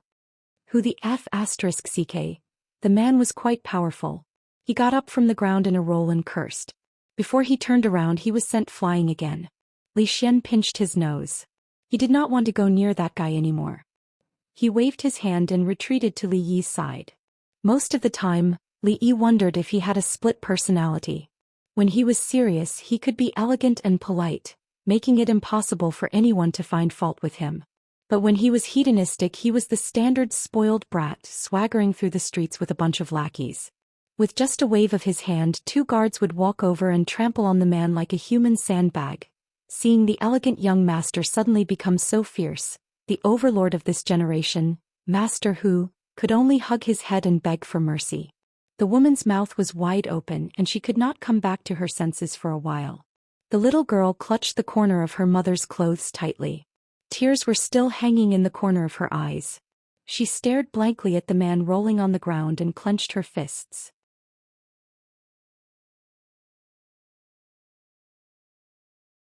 Chapter 319. Li Xian's face was extremely pale. He held onto the wall with one hand and occasionally retched a few times. Li Yi believed that he wasn't being so cruel to that tiger lord, because he wanted to help the weak. When he ate until his stomach was round, the first thing he smelled was the pungent smell. It was already good enough that he didn't vomit out his gallbladder. That bastard, how many months had it been since he washed his feet? Young master, you can't hit him, you can't hit him. The woman rushed out of the noodle shop with a panicked expression. Li Yi looked at the woman and asked with a frown, how can there be such ruffians in the capital? Don't the officials care? You can't hit him, you really can't hit him. The woman was flustered and hurriedly said, young masters, you should leave this place quickly. When the officials come, you won't be able to leave. These ruffians were only robbing some copper coins. How could they compare to the officials? If they fell into the hands of the officials, they would lose their lives. The anger on Li Xian's face was difficult to quell. He coldly said, I really don't plan on leaving today. I want to see what they can do to me. Because of the special status of the members of the royal family, their every action represented the face of the royal family. Thus, the royal family had very strict restrictions on them. They absolutely couldn't bully the commoners. Otherwise, the censor's impeachment would definitely fly to the emperor's desk like snowflakes. Of course, although they couldn't bully others, they couldn't be bullied by others either. Bullying the kind-hearted members of the royal family would at most be punished. Bullying the royal family wasn't a big crime. At most, they would be beheaded. Seeing that the young master in front of her was determined, the woman's expression became even more anxious. This noble was obviously of extraordinary birth. But how could he be compared to that huge monster? She couldn't drag him down. You stop. 2 loud shouts came from not far away. Several patrolling bailiffs quickly ran over. Without the crown prince's orders, the 2 guards wouldn't stop. The fact that the person who offended the crown prince could still scream in pain was simply a humiliation to them. With this thought in mind, the 2 of them exerted more strength in their hands and feet. Which thug dares to commit murder in the middle of the street? Stop right now, or don't blame us for being impolite. The leader of the group was the constable with the surname Song, whom they had just met. Before he even walked over, he had already heard the classic sayings of a constable. Clang. The 5 bailiffs drew their swords and surrounded the 2 of them. Sup? Li Xian walked over and said calmly. Only then did the 2 guards stop and turn around to look at the bailiffs who had surrounded them. Who are you? Constable Song asked. He knew that the person in front of him was the most important person in this group. Li Xian said coldly, it doesn't matter who I am. What matters is that this bully is doing evil in the street. As an official, why don't you do anything and let him bully this mother and son? When Constable Song heard this, he felt extremely depressed. This mother***er was just another busybody. If Wang Hu dared to do this to anyone else, he would have been arrested and sent to the government office to have his legs broken. However, the he mother and son were not on that list. The higher-ups had already instructed them to turn a blind eye to their affairs. All the ruffians on the street knew that they could come here to withdraw money when they needed it. As long as they didn't go overboard, the government wouldn't do anything to them. With which eye did you see them being bullied? Constable Song also snorted and said, "I only saw the two of you committing murder in the middle of the street. It was a very bad influence. Come with us to the government office." At the side, Li Yi finally noticed something different. This group of bailiffs and the group of bullies lying on the ground were obviously targeting the mother and son, and they must have some backing. In a place like the capital, there were countless pairs of eyes watching everything you did. If you saw a young master coming out of a brothel on the street, he would either be the only son of a prime minister or the heir of a duke's family. If Constable Song was so arrogant to everyone, he wouldn't have survived until now. However, this time it was obvious that he had made a mistake. Constable Song didn't think that he had made a mistake. The waters of the capital were very deep. Unlike in other places where even a small bailiff could do as he pleased in the countryside, in this place where nobility was everywhere and anyone he picked was a relative of the emperor, he naturally had to be careful. Otherwise he might lose his head one day. Therefore, Constable Song was very clear about those people who couldn't be provoked. He even had a small booklet to record their names and pay attention to them on a daily basis. He also knew what they looked like. Of course, this person in front of him wasn't one of them. In fact, there were many people like this who were nosy before. However, when he realized that the county magistrate didn't even give face to a marquis, he knew what kind of backing they had. "I'm the one who got you into trouble." The woman's face was pale. In the end, there was only bitterness left on her face. In fact, when Master Hu appeared at the noodle stall, many heads popped out from the shops on the street. They secretly cursed in their hearts. They didn't know who this lady from the He family had offended, but all the bullies on the street picked on her and bullied her. It wasn't easy for her to get to where she was after so many years. This time she might not be able to keep the money she earned from selling the noodle.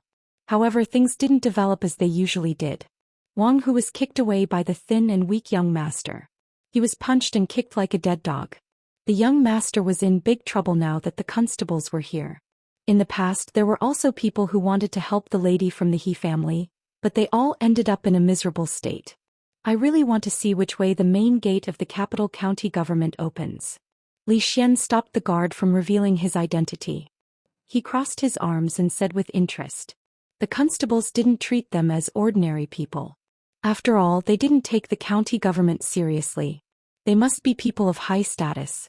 They might not be able to offend the person who caused trouble for the He family, but they definitely could afford to offend Constable Song. As a result, a strange scene appeared on the street. A group of people walked in the direction of the county government. The two young masters in front were strolling leisurely, talking and laughing. The woman behind them was holding the little girl's hand. Her face was pale. A few constables followed behind as if they were escorting them. It was often said that it was difficult to be an official in the capital city. Those who were officials in the capital city were all outstanding among the country's officials. They were the true pillars of the country. It was not an exaggeration to say that they brought honor to their ancestors. Of course, this did not include the county magistrate of the capital city. Although the county magistrate of the capital city was the county magistrate in name, he was still under the rule of the emperor.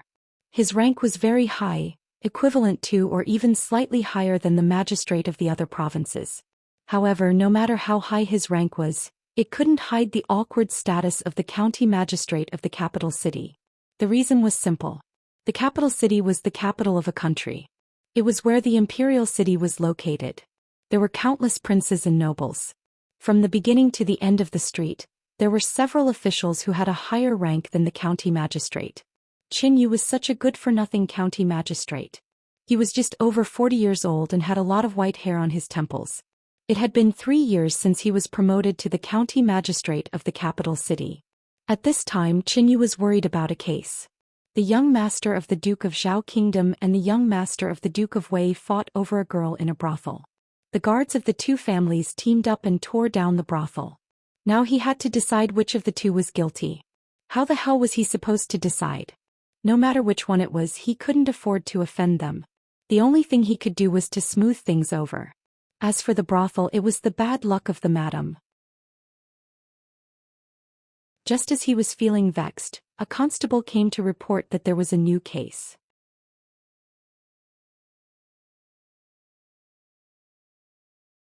Chapter 320. What case? Qin Yu asked impatiently. I think it's about the lady from the He family. I'm not sure about the details. Constable Song has brought her back and is waiting outside. All right. You can leave now. I'll be right there. Qin Yu waved his hand and said. The matter between the Duke of Zhao Kingdom and the Duke of Wei Kingdom had not been resolved yet. Now there was another trivial matter that needed to be dealt with. Qin Yu was filled with regret. If he knew that being a county magistrate in the capital city would be like this, he would not have used the power of his family to get this position 3 years ago. It would have been better to be a free magistrate in another state. There was no trifling matter at the foot of the emperor. Any ordinary case in the capital city could reach the ears of the emperor. If it was not handled well, the magistrate might be sent back to his hometown. It's that lady with the surname He again. Qin Yu frowned. He stood up and walked out. Although he was the county magistrate of the capital city, he was also a branch of the Qin family. If it was not for the support of the House of Duke, he would not be where he was today. Of course, he had to pay attention to the things that they asked him to do. Qin Yu had heard about what happened 20 years ago. There was a noble family that had a marriage alliance with the House of Duke. Before the wedding, the eldest son of the family eloped with a commoner girl. This caused the House of Duke to lose face and became the laughingstock of the wealthy families in the capital city. The lady from the Qin family never married. Until now, she was still living in the House of Duke. Now that the High Duke's public house was like the sun in the sky, the other noble family that was once prominent was gradually declining, and the woman's family was also affected. Due to certain reasons, the High Duke's public house could not be too ruthless, but they would not let them off easily either. Qin Yu was ordered by the House of Duke to take care of the He family for the past 3 years. The hall of the county government was actually a very dignified place. There was a huge horizontal board hanging in the center of the hall with the words, "Mirror of Eminence hangs high." 2 rows of bailiffs stood solemnly on both sides of the hall with water and fire sticks in their hands. As soon as the county magistrate hit the gavel, they would keep hitting the ground with the sticks and say, "Mighty," to directly attack the psychological defense of the criminal. Li Yi was already used to all of this, so he wasn't affected in the slightest. Needless to say, Li Xian, even the second young miss of the Lu family, was sizing up the decorations here as she commented on them. The capital was indeed the capital. The main hall of the county yamen exuded an atmosphere of grandeur, much grander than the Anqi county yamen. As for the woman and the little girl, they weren't so calm. The woman's face was pale, but she could barely maintain her composure. The little girl tugged at the corner of her mother's clothes, and her big bright eyes were filled with panic. "Little sister, what's your name?" Li Yi walked to her side, squatted down and said with a smile. "These bastards, if such a little girl is scared, it will probably leave a psychological shadow for the rest of her life." The little girl bit her lips. After a long time she said softly, "Duanwu. Duanwu. What a nice name. You treated me to noodles just now. Now I'll treat you to something, okay?" Li Yi said, looking at her. The little girl shook her head, looked at him and said timidly, "To eat noodles you have to pay for it." "Duanwu, what are you talking about?" The woman pulled her behind her and hurriedly said to Li Yi, "Young master, don't listen to her." Hearing this, Li Yi was stunned and then he laughed. He turned to look at Li Xian and asked, "Do you have money with you? You forgot to pay for the noodles just now." Of course, Li Xian wouldn't bring money with him. A guard who was perceptive handed him an ingot in time. Mother change. As if influenced by Li Yi, the little girl wasn't as scared as before. She took the ingot and handed it to her mother. She had only seen broken silver before, and she knew that whenever a customer paid with such things, her mother would always get back a lot of copper coins. "You're so rude, return the money." When the woman scolded the little girl with a straight face, Li Yi waved his hand and took out a paper bag from his chest. After opening it, he placed it in front of the little girl and said, "Can I treat you to something now?" Inside the paper bag was the candied plums that the little fatty had given him. In exchange, Li Yi had to hide the fact that he was fighting outside. As for the bruises on his face, the official explanation was that he fell down. Of course, this fall had to be very skillful. Ordinary people wouldn't be able to fall like this without 8 to 10 years of martial arts. The little fatty might be gifted. It just depended on whether his parents believed it or not. It had to be said that the little fatty was quite accomplished in the art of eating. The candied plums that he gave to Li Yi were the best of the best. Smelling the fragrance of the candied plums, The little girl swallowed a mouthful of saliva, but she didn't immediately reach out her hand. She looked up at him and a trace of desire flashed in her eyes. She asked, "Do I need money?" "This is Big Brother's treat. It's free," Li Yi said with a smile. "Thank you, Big Brother." The little girl finally reached out her hand and only took one piece. She split it in half and handed the extra half to the woman. She turned back to look at Li Yi and said, "Next time I'll treat Big Brother to noodles." "It's free." The surrounding bailiffs were all dumbfounded. They had never seen such an arrogant person in court. Not to mention that he was chatting and laughing, he was even eating now. Did he even put them in his eyes? But what was the little girl eating? It smelled so good and they really wanted to try it. They secretly swallowed a mouthful of saliva, but none of the bailiffs dared to do so. Those who dared to be so presumptuous in court were either crazy or really had something to rely on. It was obviously not the former who could bring guards with him. They just needed to pretend that they didn't see it. It was better to leave the trouble to the county magistrate. Zhou Xian was surprised to see this. Finally, he couldn't help but pull Li Yi aside and asked, "Did you know this little girl before?" "It's my first time seeing her." Li Yi shook his head. Zhou Xian looked even more puzzled. It was the first time he saw Li Yi being so friendly to a stranger.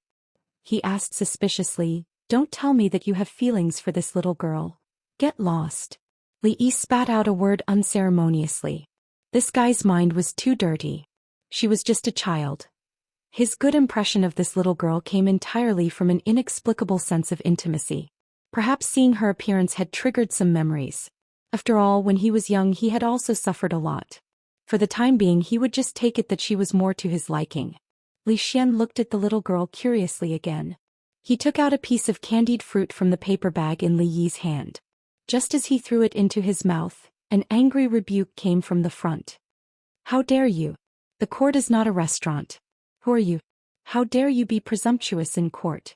Seeing the middle-aged man in official robes walk out from the back of the hall, Zhou Xian slowly swallowed the candied fruit and wiped his mouth. Only then did he raise his head to look at the man and say, "Today I saw an evil tyrant bullying the good on the street, yet the officials didn't care and even helped the tyrant commit his crimes. I read the books of the sages. Although I'm a commoner, I still have a sense of righteousness. I would like to ask Lord Magistrate, in the capital city under the feet of the Son of Heaven, is there still law? Books of sages? Commoners?" Li Yi was stunned.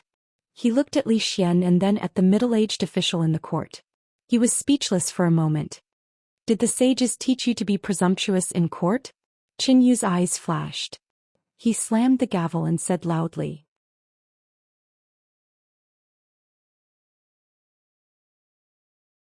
Chapter 321. Qin Yu was the magistrate of the capital city, so he naturally knew who he couldn't provoke. He also knew those nobles, especially those who didn't have to give face to Duke Chen's mansion. They claimed to be commoners, and looked unfamiliar, but they claimed to be scholars. Their faces were full of righteousness, as if they were seeking justice for the people. Qin Yu had been an official for many years and had seen too many scholars like this. The current emperor attached great importance to the imperial examinations and recruited scholars from all over the world. It could be said that he had paved a broad road for scholars in the Jing kingdom. Countless scholars from poor families, after 10 years of hard work, were entrusted with important tasks once they passed the examinations. In their lifetime, there were countless who became part of the imperial court. These young people who read the books of sages boasted that they were righteous and fearless. Of course, they were also a group of people who liked to meddle in other people's business. Disrespecting the court should have been punished with flogging as a warning to others. "Seeing that you are scholars, I will forgive you this once." Qin Yu sat on the main seat and said calmly, "Scholars liked to meddle in other people's business and were the most difficult to deal with. One or two of them wouldn't be a problem, but if they gathered together and blocked the county yamen, regardless of whether they had a reason or not, it would be enough to make him, the magistrate of the capital city, suffer." Hearing the words of the official in the court, the woman immediately pulled the little girl to kneel. Scholars didn't have to kneel in the court, but if they didn't understand etiquette they would be punished. "Constable Song, what happened? Tell me in detail," Qin Yu said again. Qin Yu spoke up once more. No matter how biased he was in secret, he still had to act like he was going by the book. "My lord, this subordinate was patrolling the streets as usual. When we discovered that there were people fighting on the side of the street, we immediately went forward to stop them. Who would have thought that the culprit would not listen to our advice and had no regard for the law? Constable Song had a righteous expression and a dutiful expression on his face. He pointed at Li Xian's 2 bodyguards and then pointed at the battered man that was carried back by the 2 bailiffs. He said, "These are the 2 thugs and the victim." Nonsense.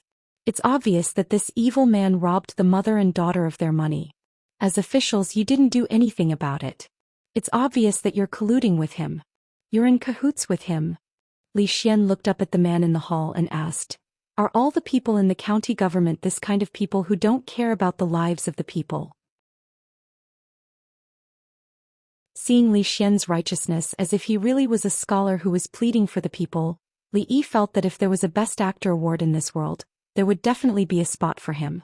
He didn't use his identity as a prince, but pretended that he didn't have any background. There must be something wrong with this abnormal situation. No matter how he looked at it, the forehead of the official in the court was faintly black, and he would be in trouble soon. "How dare you?" Qin Yu slammed the gavel and said angrily.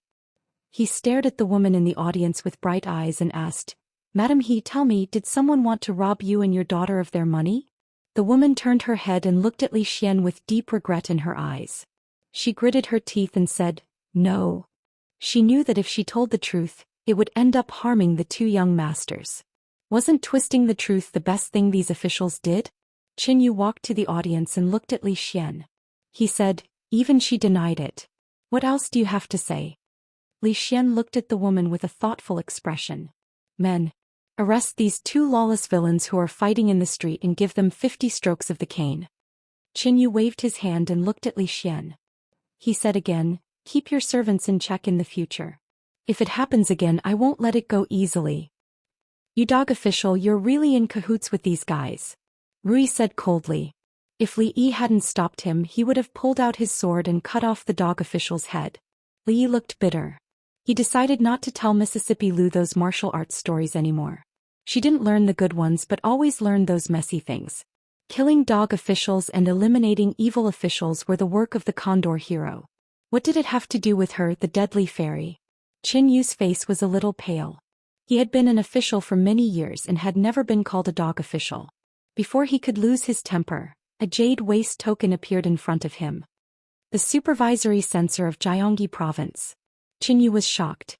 He looked at the jade token carefully and his face suddenly changed. The supervision system of the Jing kingdom was mostly inherited from the previous dynasty. The supervisory censor was in charge of supervising the officials, patrolling the counties and correcting the prisons. Although they were not high-ranking officials, they had a wide range of authority. Princesses, princes, nobles and officials were all afraid of these censors. Even if Lord Qin did something wrong, these censors could still not give him face, let alone a small capital magistrate. However, when did the supervisory censor of Jiangyi province change and he was such a young man? The token that represented his identity could not be fake. Qin Yu's face changed and he said with a smile, "I didn't know you were coming, supervisor. I didn't go out to greet you, say no more."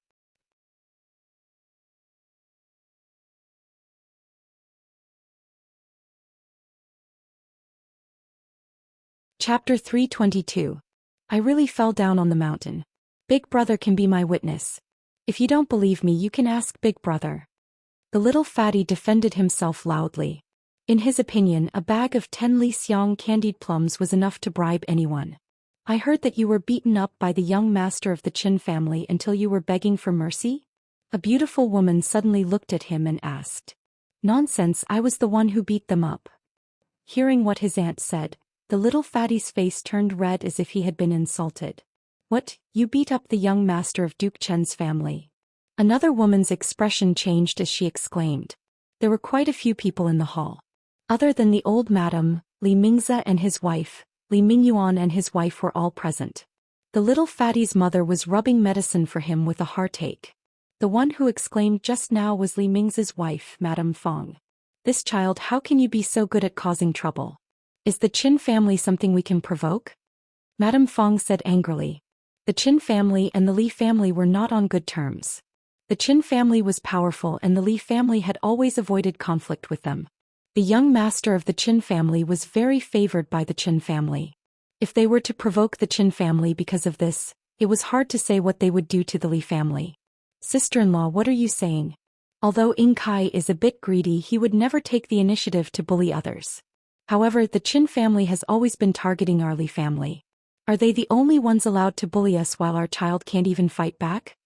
Although Li Mingyuan's wife, Madame Lu, usually kept a low profile like her husband, she naturally wouldn't remain silent when it came to her child. Madame Fong said unhappily, Look, now you're blaming me. The Qin family and the Li family have been friends for generations. Why did it become like this today? Isn't it because— Stop. Li Mingzi was the master of the Li family. After he spoke, no one else spoke. Li Wen, how did Ying Kai and the young master of Duke Chen's family get into conflict? Tell me honestly. Li Mingzi pointed at a servant behind the little fatty. The servant glanced at the little fatty and gave him an apologetic look. He didn't dare to disobey the family head's orders, so he could only tell the whole story in full detail. After listening to the cause of the matter, Li Mingzi said, although Genius was in the right in this matter, he still fought with someone. Prepare a generous gift and send it to the Qin family. As the head of the family, of course, he couldn't let his emotions affect his decisions. The Qin family was like the sun in the sky, still as glorious as ever. The Li family was supported by him alone. If he could avoid offending the Qin family, it would be better not to offend them. There's no need. Although the Li family has declined, we are not a family that can be easily bullied by others. Our Li family has let them down for what happened back then. However, we have already repaid what should be repaid after all these years. The only person we owe is that child from the Qin family. At this time, the old woman who had been silent all this while stood up and said, this matter was the Qin family who broke the rules first. Ying Kai didn't do anything wrong, neither did he. This is a matter between children. If the Qin family still cares about their reputation, they won't pursue it. As for his friend, it's his first time in the capital, why would he have a friend here? I met him in Xianxia Prefecture. It was a coincidence that I bumped into him in the capital this time. Li Yi walked in from outside and explained. And Rui are back. The old mistress smiled and said, if it wasn't for Ear today, Ying Kai would have been at a disadvantage. We are all family, so we should help each other. The old mistress had lived for a lifetime. From the glory days of the Li family until now, she had seen too many things. She knew the root of a family's longevity.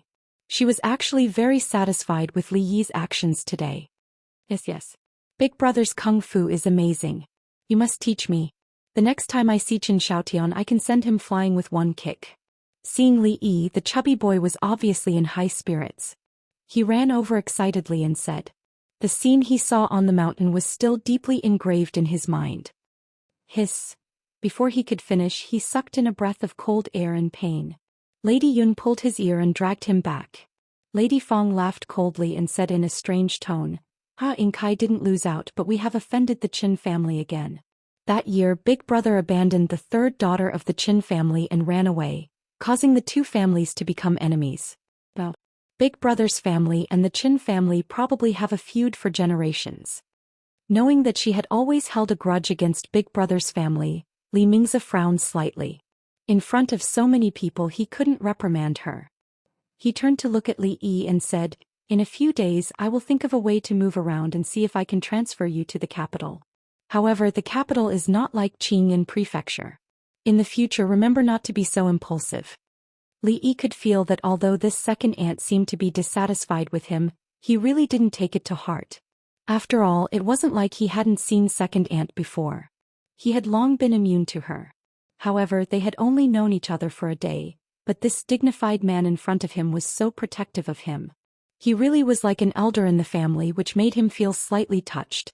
As for the transfer, Li Yi didn't say much. Although he was only a small county lieutenant, no one could transfer this position unless the emperor said so. Li Yi felt that it was good to be an idle county lieutenant in Xianxia Prefecture. He could train a few capable subordinates and live a perfect life with only a salary and no work. Wasn't it much easier than working hard in the capital? It would be best if His Majesty had long forgotten about him. This ideal would become reality. Thinking about it, the emperor was very busy. He had to deal with thousands of affairs in the day and thousands of concubines at night. Anyway, he was very busy during the day and night. He was just a small character, so he probably wouldn't care about him. Oh right, it's best to let your friend in the capital leave the capital as soon as possible. If he is found by Duke Qin, I'm afraid it will be very troublesome. Li Mingzi reminded again. In his view, Li Yi's friend naturally wouldn't be someone powerful. He was far from being able to compete with Duke Qin. Li Yi nodded, but he didn't take this matter to heart. Whether Li Xian left the capital was naturally not something he could control. It would be fine if they didn't investigate. If Duke Qin found out about him, who knew who would be in trouble? Investigate, we must find out who they are. In Duke Chen's mansion, a few guards with broken legs were lying in rows outside, wailing in pain. A beautiful woman pointed at the few people in the room and said loudly. She looked at the young boy in her arms with a swollen face and tears in his eyes. She gritted her teeth and said, "The Li family, it's the Li family again. 20 years ago they made our Qin family lose face. Today they treat my son like this. I will not let you go. Where's Qin Yu? Let him handle this matter. He will go to the Li family to seek justice for my son." Beside her, a middle-aged man looked at the guards wailing outside the door. His face was also gloomy. "Li Qing, other than the Li family, have you found out the identities of the others?" The middle-aged man looked at Qin Liqing, who was standing there with his head lowered, and asked calmly. Hearing this, Qin Liqing trembled and immediately said, "I only know that there is a person named Li Yi from Qing'an province. I don't know what relationship he has with the Li family. As for the person who ordered the guards to break one of their legs, I haven't found him yet." The middle-aged man's frown deepened. At this moment, someone walked in quickly and whispered a few words in Qin Liqing's ear. Hearing this, Qin Liqing immediately walked in front of the middle-aged man and said again, "I found out. The young man named Li Yi is the eldest grandson of the Li family who just returned. He is the son of the eldest son Li Minghan, who left the Li family 20 years ago. A few days ago the Li family had been sending people to search for him. He only arrived in the capital yesterday." Just as Qin Liqing finished speaking, a strange sound came from behind the screen in the hall. The face of the woman behind the screen was pale. She clenched her fists so tightly that her nails dug into her palms. Blood dripped down her palms, but she didn't notice.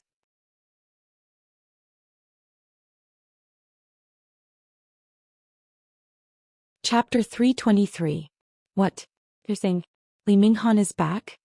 Hearing Qin Liqing's words, the middle-aged man's eyes flashed and his expression darkened. "Yes, I heard this from a servant of the Li family. It shouldn't be wrong," Qin Liqing said apprehensively as he looked up at the middle-aged man. Seeing the expression on his uncle's face, he knew that the rumors about the grudge between the Qin and Li family 20 years ago were probably true. The gorgeous woman raised her head and said fiercely, "Li Minghan and that bitch still dare to come back. Not just us, but the Li family probably can't tolerate them anymore. Will Li Mingzi return the position of family head to him? Even if he's willing, the Li family won't be willing, right? Li Minghan left all those years ago and delayed my little sister for 20 years. Now that he's back, let's settle old and new debts together," the middle-aged man said gloomily. When he said that name, there was an unconcealable disgust on his face. "Don't tell my little sister about this for now. Let Qin Yu go directly to the Li family to arrest them. There's evidence and no one else can say anything." When the middle-aged man looked at the guard with a broken leg, his eyes suddenly flashed with a cold light. If one of these people had died from their injuries, things would have been much easier to deal with. Although the Li family had declined, they were once a prominent family that couldn't be underestimated. Even if the Qin family wanted to target them, they couldn't do so unscrupulously and would meet with great resistance. If not for this, the Li family would have been pushed out of the capital long ago. Qin Yu can't even protect himself now." A cold snort sounded from the door. Another middle-aged man with a dignified expression walked in. Behind him was the pale-faced Qin Yu. Qin Guogong was already old and he was more of a deterrent in the Qin family. The person in charge of the daily affairs of the Qin family was the current Qin Guogong's eldest son, Qin Qing. How is this possible? Qin Yu is doing a good job as the Qin family's magistrate. Why would Big Brother say this? Could it be that someone is targeting the Qin family? Qin Chong said in shock. Losing a capital order was nothing to the Qin family, but knowing that Qin Yu was a member of the Qin family, they still wanted to make a move on him. The meaning behind this was not ordinary. I heard that little Tian and the rest had a conflict with someone outside. Qin Qing didn't answer but asked a question instead. Big brother, you have to seek justice for little Tian. The beautiful woman wiped her tears and said, look at how little Tian and the others were beaten by the Li family. Also, my Qin family's guards all had one of their legs broken. This is not beating them but slapping our Qin family's face. I'm afraid it's not just the Li family, right? Qin Qing asked again. The woman said with a face full of resentment, yes, if they didn't have an accomplice, we wouldn't have suffered such a big loss. That person didn't put our Qin Guogong public house in his eyes at all. I've already sent people to investigate. I won't let him go so easily. Qin Qing sneered and said, of course they wouldn't put our Qin family in their eyes. His Majesty's body is unwell, and the princes and princesses are all praying for His Majesty. Ning Wang's Shitzi and Shitzi Fei are also in Jing City. Today they went to Cold Mountain Temple and were offended by this group of blind dogs. Tell me, who would you not easily let off? What, they are? How is this possible? The beautiful woman's face suddenly turned pale when she heard this. She said in disbelief. Could it be that those servants whose legs were broken had offended Prince Ning and his wife today? Qin Qing glanced at them and said, I've told you long ago that we will get back at the Li family for my little sister's grievances. There's no need to cause trouble for the He family. Yet for this small matter, you've dragged Qin Yu into it as well. Bending the law for personal gain to the supervisor of Jiangxi province, I'm afraid Qin Yu's position in the capital has come to an end. Everything that the Qin family has done for him over the past few years has gone down the drain. A bitter smile appeared on Qin Yu's face. With the current situation, he couldn't intervene.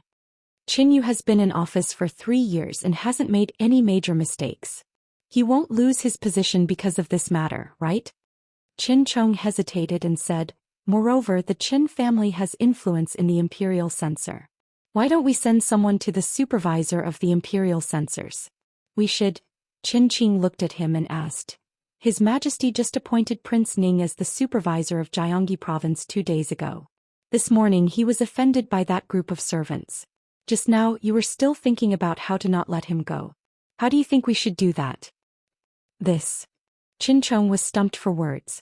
Although the Qin family was one of the top nobles in the capital, all of this was given by the imperial family.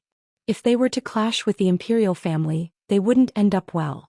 If it was an ordinary clash, it wouldn't be a big deal. After all, this wasn't Prince Ning's territory. In terms of strength, the Qin family was stronger. However, the crown prince and his wife were praying for His Majesty. If this matter was blown out of proportion, it wouldn't just be a conflict with the crown prince. Let's drop this matter for now. Send someone to prepare a generous gift and personally deliver it to the crown prince's residence. Tell them that it was the evil servants of the family who offended His Highness. Apologize to them carefully. As for Qin Yu's matter, don't mention it again. The only thing the Qin family could do now was to lower their stance as much as possible. As for Qin Yu's fate, it would depend on how the crown prince wanted to deal with it. As for the Li family, they didn't know what kind of relationship they had with the crown prince's residence. The power structure in the capital was very complicated. If a single move was made, it would affect everything. Qin Qing said a few words in a low voice and said, for the time being, keep the matter of Li Mingdan's return to the capital a secret from third sister. Tell them to watch their mouths. If even the slightest bit of information is leaked, they will not be let off lightly. When Qin Qing said this sentence, a figure had already retreated from behind the screen. When she passed through the courtyard of the back hall, there were already 2 streaks of tears on the woman's face. She was still mumbling to herself, he's back, he's finally back. The old mistress went to the Cold Mountain Temple today to pay a visit to an eminent monk with profound dharma. However, it seemed that she didn't see the Ruidu. She didn't see the master and returned in disappointment. She didn't expect the old monk to be a famous person. Li Yi didn't know whether or not his dharma was profound, but he liked to give empty promises. He promised to copy the scriptures, but all he got was a promise of, I will repay you generously in the future. It was too insincere. Li Yi felt it was a pity that the old monk wasn't in Qingyan Prefecture. Otherwise he could have given him a chance to repay him generously. The Rui Do that Master Tan Yin had consecrated, why couldn't he sell it for 10 times the price? Now he could only wait until the branch of Rui workshop opened in the capital and then invite him to cut the ribbon to repay the favor. He had even thought of the advertising slogan, Rui Do. Master Tan Yin said it was good after using it. If he painted a charmingly naive bald head on the bottle, it would definitely sell well.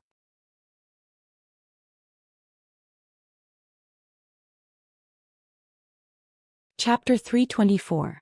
The skinny little girl sat on a big rock at the entrance of the alley, looking at the pedestrians coming and going on the street. She took out a small cloth bag from her bosom, opened it layer by layer, and a faint sweet smell filled the air. It was a small piece of candied plum. The girl carefully tore a small piece from the edge, wrapped the rest, and hid it in her bosom. She placed a small piece of candied plum in her mouth and was reluctant to swallow it. Only when the taste that was sweeter than honey was completely gone did she carefully chew it.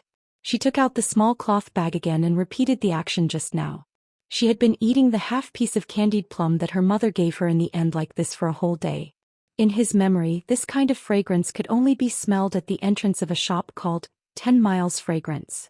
Furthermore, he couldn't be discovered by the shop's employees. They would chase him away while scolding him as little beggar. She was not a beggar. Although she didn't have beautiful new clothes to wear, she always washed her clothes clean, cleaner than all the children she had seen. Customers didn't like a dirty girl in a noodle shop. She didn't like the staff of Ten Li Xiong. They always called her little beggar. She liked the brother she saw yesterday. Because he treated her to delicious food, the next time she saw him she must treat him to noodles, free of charge. Her grandmother was sick and her mother didn't go out today, so she definitely wouldn't see that brother today. The little girl was a little disappointed. No one had ever praised her name, except for her mother and uncle. Everyone looked at her strangely, even her father was no exception. Since the day her father sent her and her mother back to her grandmother's house, she hadn't seen him again. He Duanwu, little beggar, mother gave birth, no father to teach me. A group of children ran over from a distance, pointing at the girl sitting on the rock, laughing and talking. The girl didn't look at them, sat up, patted the dust off her body, turned around and walked into the alley. The group of children obviously didn't want her to leave like this, so they sped up, ran over and surrounded her. She was about to walk out, but was suddenly pushed by an older child on the shoulder, causing her to fall to the ground. He Duanwu, why didn't you clean the table today? Your family doesn't sell noodles. He Duanwu, I saw your father on the street today. The oldest of the children seemed to be 10 years old and the youngest was only 5 or 6 years old. They were talking one after another. The girl got up from the ground and bit her lip. She wanted to get out of the crowd but was pushed back in. These years, the He family's life has not been too good. Elderly sighed and said, back then young Master and Miss He left the capital city and embarrassed the house of High Dukes. Although the Li family has been declining, they still have a foundation in the capital city. They still have to be careful when they do things, but the He family is different. Miss He's father was already seriously ill and he passed away after a few days. The He family's eldest son was already engaged, but due to the pressure from the house of High Dukes, he quickly came to cancel the engagement. Your other aunt was also delayed for a few years before she was married, but she was sent back by her husband's family in less than 2 years. I'm afraid it's also because of the house of High Dukes. The old man sighed and continued, fortunately the He family is just a commoner, and the house of High Dukes won't use more underhanded methods to protect their reputation. The Li family can't help them openly, but they have helped them resolve a lot of trouble in the dark. It's good that young Master goes to meet them and they should know about Miss He's situation. There was an endless stream of people on the street and elderly told Li Yi about these things in detail. Li Yi could still remember the face of the man who carried him everywhere to seek medical help on a snowy night. There was another figure in his mind that he could not see clearly. And that figure was the person closest to him in this world. Whether it was the Li family or the He family, there wasn't much of a difference in his heart. Their bodies had the same bloodline as this body, and it brought him an irreplaceable sense of closeness. This was something he couldn't feel from Rui and the others. Hey, there used to be a noodle stall here, why isn't it here today? The chubby boy had been anticipating something along the way, and when he reached the corner of the street, he suddenly said in surprise. There was a hint of disappointment in his voice. He had planned to let his big brother see how delicious this noodle stall was, and also ask him to teach him martial arts. Now it seemed that his wish had been temporarily dashed. Since yesterday the chubby boy had obviously been pestering him, and this time he even wanted to follow him out. Hearing his words, Li Yi raised his head and looked around. The place where he ate the noodles yesterday was empty. The woman and the little girl were gone.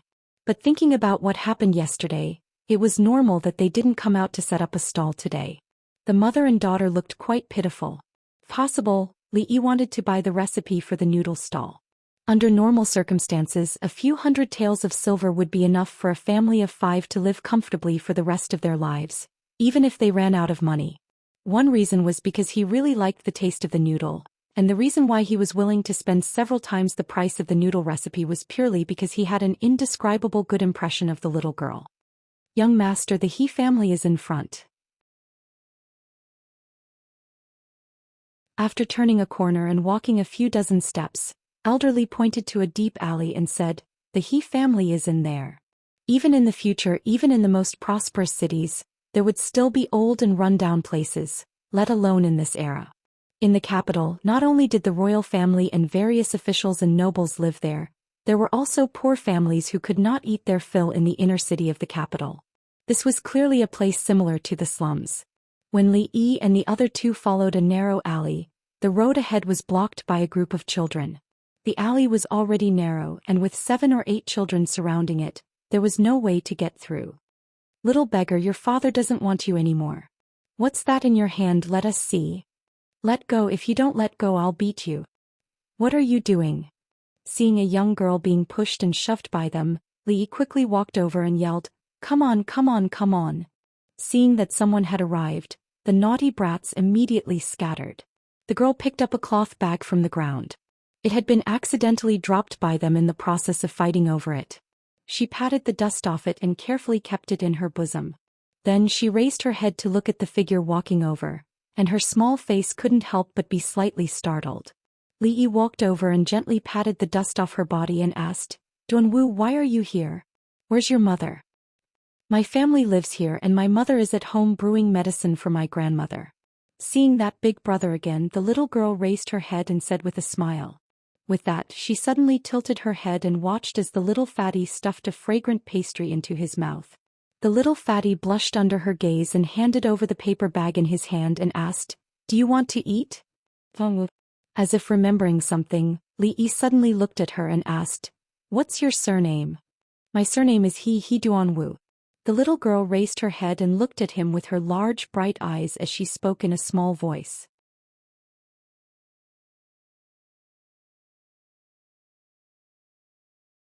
Chapter 325. Mother, get up and drink your medicine. The woman in the coarse dress brought in a bowl of black medicine and walked to the bedside. She spoke softly to the old woman lying on the bed. Cough, cough. The old woman had a head full of white hair and her face was full of wrinkles. She stared blankly in front of her and tried to sit up. The woman hurriedly reached out her hand. "Where did you get the money to buy medicine?" The old woman grabbed the woman's hand and stared blankly at the door. At this moment, the woman could clearly see that there was no spirit in her eyes. She must have been blind for a long time. "Business has been good these days, so I saved some money." The woman placed the bowl of medicine next to the old woman's mouth and said. The old woman murmured, "What's the point of wasting this money? This old woman doesn't have many days left to live. It's better to save it for Duanwu. Mother, don't say these things anymore. Hurry up and drink your medicine." The woman sighed and urged. She glanced at a jar in the corner of the room. Buried under the jar was the silver that the young master gave her yesterday. After using that money to buy medicine for her mother, there was still more than 9 taels left. If she used it sparingly, it would be enough for a family for a few years. She must not let those people find it. Those 2 young masters were good people. Good people should be rewarded. She silently prayed in her heart that nothing bad would happen to them. The old woman silently drank the medicine. The woman picked up the bowl of medicine. Before she could put it down, a clear voice came from outside the door. "Mother, I'm back." Hearing the girl's voice, the woman's lips curled into a smile. Tomorrow she would go out and buy a few feet of flowery cloth to make a new dress for Duanwu.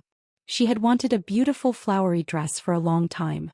The little girl happily jumped into the room and stuffed a white thing into the woman's mouth. She happily asked, "Mother, is it sweet?" Before she could react, a few figures walked in from outside the door.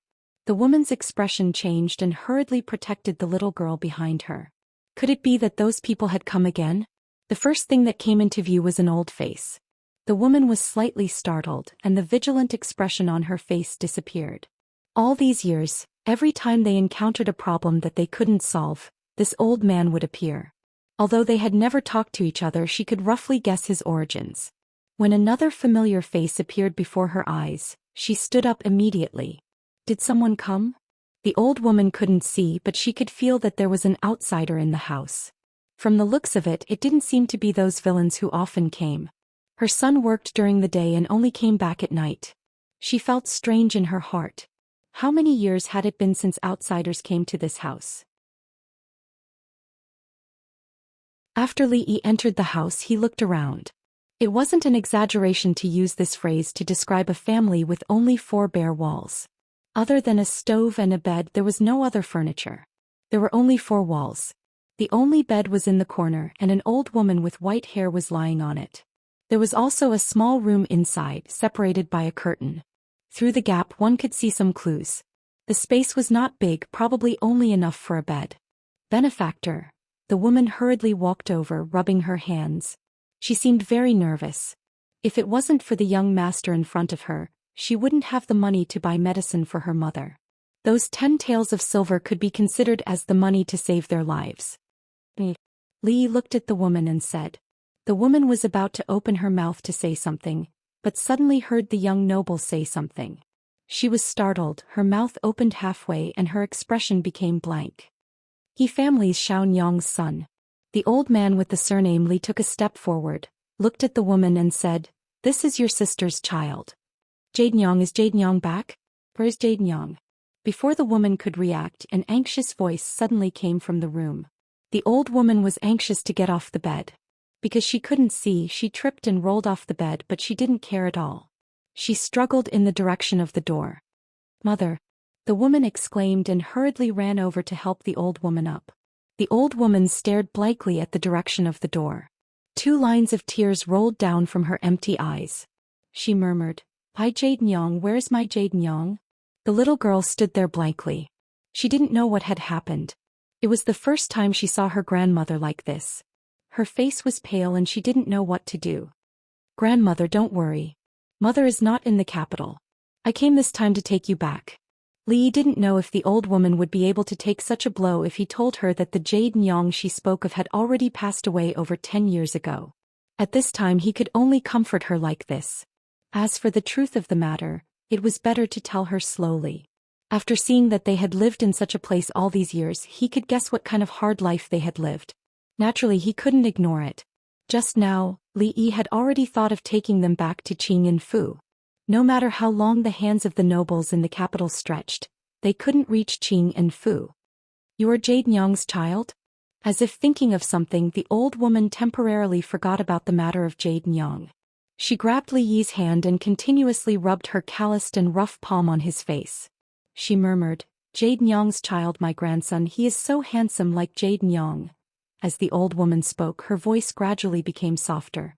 She tilted her head and let out a light snore. Great joy and great sorrow were the most hurtful. Li Yi hurriedly helped the old woman to the bed and had her lie flat. After covering her with the blanket, he turned his head and saw that the woman, who was his aunt, was looking at him with a complicated expression.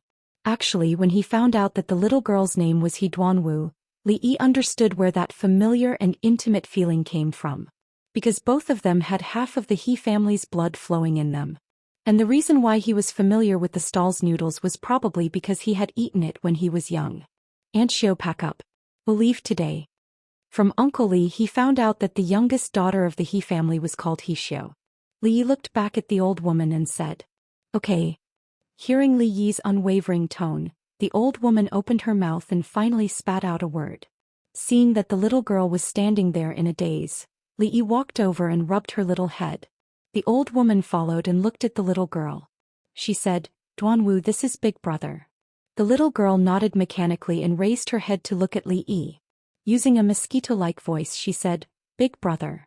Her little brain still hadn't figured out what had happened, but she knew that this big brother was different from the one she had silently called out in her heart.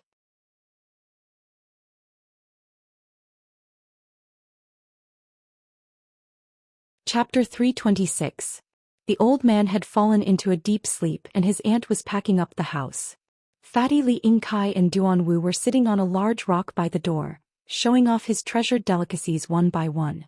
No one knew how many delicacies he had hidden in his clothes, and the fragrance of the delicacies drifted far away, attracting the attention of a few children who hid far away and swallowed their saliva. "Come, don't be shy, eat." He generously pushed all the delicacies to Duanwu and patted his chest. "I still have a lot at home, I'll treat you to even better food next time." After thinking for a bit he added, "But you also have to treat me to your family's noodles." The temptation of delicacies to children was not small. Finally, a little girl of about 7 or 8 years old slowly walked over. She pointed at a pastry in a paper bag and said, "Little brother, can I eat this?" A kind smile appeared on the fatty's face and he straightforwardly said, "Not giving." Seeing the little girl walk away with tears streaming down her face, the fatty's mouth twitched. The reason why he gave these delicacies to Duanwu was because she was his older brother's younger sister, which meant she was his younger sister. Don't think that he didn't see that Duanwu was the only one surrounded by people. She still wanted to ask him for food? In her dreams. "Young master, shouldn't we discuss this matter with our family first?" At the entrance, the old man surnamed Li looked at Li Yi and said with an awkward expression, "Why should we discuss it?" Li Yi looked at him and asked. Elder Li sighed and said, "These years the family has helped them a lot, but we never did it openly. Otherwise, it would cause the Qin family to be even more dissatisfied. Once they get serious, the He family will face even more trouble. If young master wants to bring them home, it is not impossible, but you should at least discuss it with the old madam or the second master. There are many people in the Li family who are still brooding over what happened in the past. If young master doesn't say anything, you will meet with a lot of resistance." Hearing this, Li Yi shook his head and said, "I'm not going to bring them back to the Li family." When the old man heard this, he was stunned. Just as he was about to ask, Li Yi had already ordered the Li family guards to look for a palanquin on the street. As for the other guards, they walked into the alley and stood guard here. "What's going on with the He family?" "I don't know. Why are there so many people? Is someone here to cause trouble again? Their family has always been very strange. Who knows what happened? But looking at them, are they moving?" "So what if they moved? I heard that the He family offended a powerful official in the capital. Didn't you see how they survived all these years? Even if they moved away, I'm afraid they will end up the same." People from the other families who lived in the same alley kept walking to the door. They looked in the direction of the He family's house, pointed at it and discussed in low voices. Among them, a middle-aged woman wearing a coarse long skirt saw the scene in front of the He family's house. Her expression changed a few times and she quietly walked out of the alley. At this time, Li Yi and the two children were already walking on the street. Seeing the clothes that the little girl was wearing full of patches, Li Yi frowned and decided to take her to the tailor's shop first. Because there was no uniform size system, there were no ready-made clothes on the street. Usually, clothes had to be tailored in advance. There were many clothes in the tailor's shop and they were all custom-made. It wasn't difficult to find a suitable dress for the little girl. "Sir, this is a reservation by another customer, so it can't be sold. How about this? I'll first measure this little girl's size, then pick a piece of fabric that you're satisfied with. 2 days, just 2 days. You can come back to pick it up after 2 days. I guarantee that your clothes will be ready," the manager of the tailor's shop said with a troubled expression. However, the troubled expression on his face disappeared when he saw the ingot of silver on the table. "This dress looks really good on a little girl. There are a few other pieces here that are not bad either. Would young master like to take a look?" He wrapped the few pieces of clothing together and sent Li Yi out the door with a fawning expression. "Take care, young master. You're welcome to come again next time." The distance between an ugly duckling and a white swan was actually only a piece of clothing. A new dress and a few suitable pieces of jewelry could complete the perfect transformation from a little beggar to a little princess. After coming out of the jewelry shop, Li Yi pinched her little face and said, "You're too thin. You need to eat more in the future to gain weight. The little fatty expressed great agreement with this sentence. He patted his entire chest and said proudly, "That's right. You can only grow as strong as me by eating more." The little girl nodded and secretly decided that she definitely wouldn't eat more in the future. She held onto Li Yi's hand tightly, afraid that he would disappear the moment she let go, just like how he had suddenly appeared. If her brother disappeared, no one would buy new clothes and beautiful jewelry for her. Thinking of her appearance in the mirror just now, her heart was unprecedentedly happy. After renting a courtyard in an inn and paying the deposit, Li Yi returned to the streets with the two children. It was not suitable for them to live in the Li family, but if they lived outside, they would have to worry about the public house's revenge. They found someone on the street and asked for a certain address. They bought 2 dough figurines from a roadside stall, one for each child. The little fatty bit off the head of the dough figurine and muttered that there was not enough honey in the dough figurine, so it was tasteless. Li Yi was thinking about something else. Because he had received a modern education, he had always thought that elopement was very romantic. Modern people pursued free love, and the story of elopement for love in ancient times was revered to a very high level. The story of Sima Xiangru and Zhou Wenjun, a male phoenix seeking a female phoenix, was envied by many people. However, the reality was cruel. Sima Xiangru and Zhou Wenjun had only been a couple since ancient times. In the end, Zhou Wenjun had to sing, "I wish to find the one who loves me and never part with me," to change Sima Xiangru's mind. Even so, it was a good ending. Li Yi had read through the criminal files of Anxi County. Due to elopement, the man's name was expelled from the clan, and the woman's life was forfeited. There were countless cases of elopement. Actually, the ending for his parents was not bad. After all, the two of them had escaped from the shackles of their families. Although their days in the Li family village were hard, they should still be very happy. He could feel this in his memory. However, in the distant capital, there were still some people who were suffering for them. Because of this, the Qin family and the Li family lost face, but it was still a small matter. What crime did the rest of the He family commit? Did they have to suffer 20 years of revenge? What did the young lady of the Qin family do to have her lifelong happiness destroyed just like that? Thinking of this, Li Yi could not even blame the Qin family too much. With his status, he naturally could not blame his parents. What a sin. Stories were all lies. He would never believe in romantic love stories again. Li Yi let out a long sigh in his heart and stopped thinking about this matter. At this time, they had already walked to the door of an imposing mansion.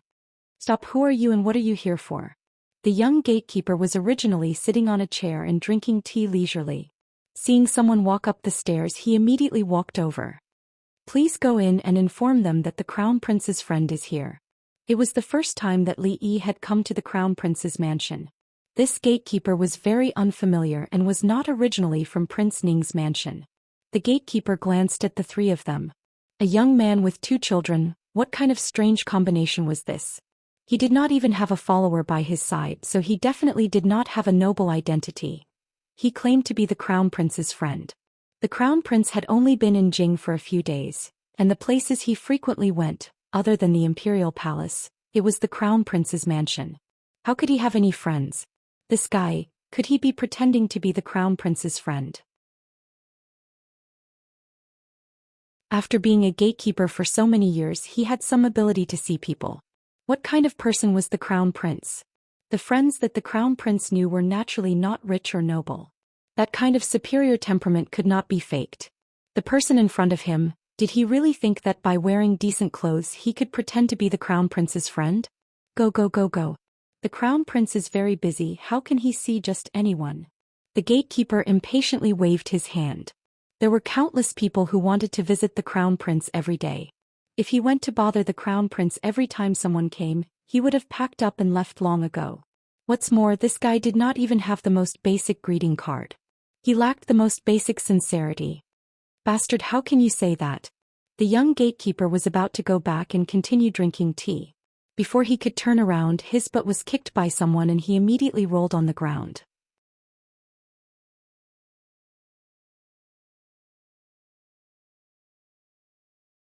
Chapter 327. There were countless nobles in the capital and the noble families were highly respected. Even the servants in the manors felt that they were a cut above others. The gatekeeper rolled on the ground from the kick and his front teeth almost fell out. He was immediately enraged and crawled up from the ground. Just as he was about to curse, his angry expression immediately turned into a flattering one. "Bodyguard Lin, do you have any orders?" Bodyguard Lin had followed the crown prince from Qingyanfu to the capital. Aside from the crown prince and his consort, he was the most powerful person in the manor. Even if the gatekeeper had 10 times the courage, he wouldn't dare to be presumptuous in front of Bodyguard Lin. Bodyguard Lin didn't pay any attention to the gatekeeper. He walked to Li Yi's side and smiled. "Li, you came at the right time. His Highness has just returned from the palace and has been waiting for you for a long time."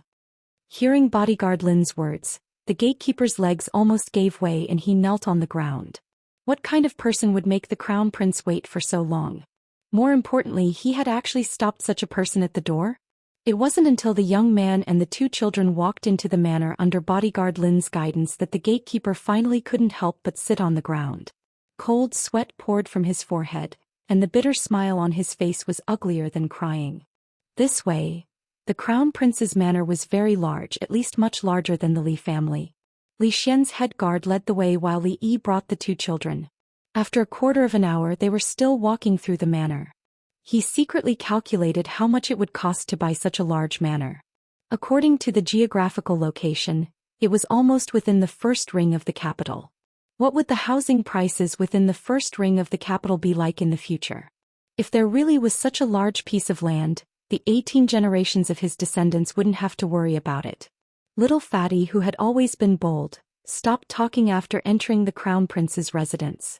After all, the environment he grew up in was not ordinary, so he naturally had more experience. He knew that the people who could live in such a place were much more powerful than the Li family. As for the little girl, Duanwu, she held onto Li Yi's hand and looked around curiously. However, she felt that this place was really, really big. Her feet were a bit sore from walking, but she still hadn't walked out. The place they were moving to wasn't as big as this. On the grassy slope behind the crown prince's residence, the young guard carried a huge kite on his back. After a run-up, he rushed down the slope. Gradually, the tips of his feet began to leave the ground, and his entire body slowly rose into the air. When he was 2 zhang above the ground, he swung his arms and tilted his body, and the huge kite also tilted at an angle. Like a large bird, it began to hover in the air, attracting the cheers of the guards on the grassy slope. Patter. The fatty stared blankly at the scene. The pastry he had just taken out fell to the ground. His eyes were filled with fear as he pointed at the guard in the sky and shouted, He's flying." The little girl also widened her eyes and opened her mouth slightly, unable to say a word. It was as if the 2 children had seen a whole new world. They stood there in a daze, unable to move their feet. Li Yi had no choice but to walk over alone. "How is it?" Li Xian had a proud look on his face. He realized that not only could this thing prevent people from getting hurt when they jumped down from a high place, but it could also allow them to make a turn in the air with just a small change in angle. In his opinion, this was no different from a bird flying. Even the guards of the prince's residence didn't dare to jump down from a cliff that was dozens of zhang high. This kind of difficult operation was not something that a pig or a dog could do. When he developed the thing that could be carried on his back and jumped off the cliff, these guards would be able to charge higher into the sky. To be able to do this to this extent is already very good. Li Yi nodded and said. It was a tragedy for Li Xian to be born in this era where science had not yet sprouted. If he was born a few hundred years later, perhaps the people who invented the airplane would be the Li brothers. So humans can really fly in the sky. If they can fly even higher, won't they really be no different from birds? Li Xian murmured. If they can fly even higher, then there will no longer be a need for mounted scouts on the battlefield and there will no longer be any ambushes. The distribution of the enemy's forces, the amount of provisions, and the terrain of the battle will be clear at a glance from the sky. Li Yi patted Li Xian's shoulder and said, How is it? Do you feel that the responsibility on your shoulders has suddenly become heavier? Li Xian curled his lips indifferently and said, I just want to see them fly. As for how Uncle Huang wants to use them, that's his business. The guards in the sky were flying lower and lower. There were guards on the ground specifically recording the time and height of their flight. When Li Xian walked over, he suddenly froze and pointed at the little girl not far away.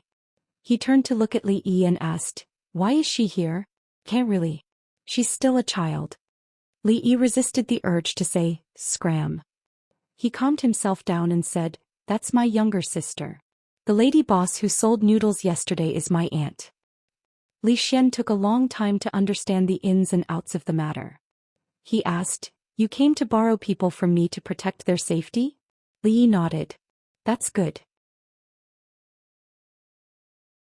If Marquis Chen's mansion wants to deal with ordinary families, there are indeed many ways. You can use the guards of Crown Prince's mansion as you wish. They're all carefully selected by my father. With them around there shouldn't be any problems."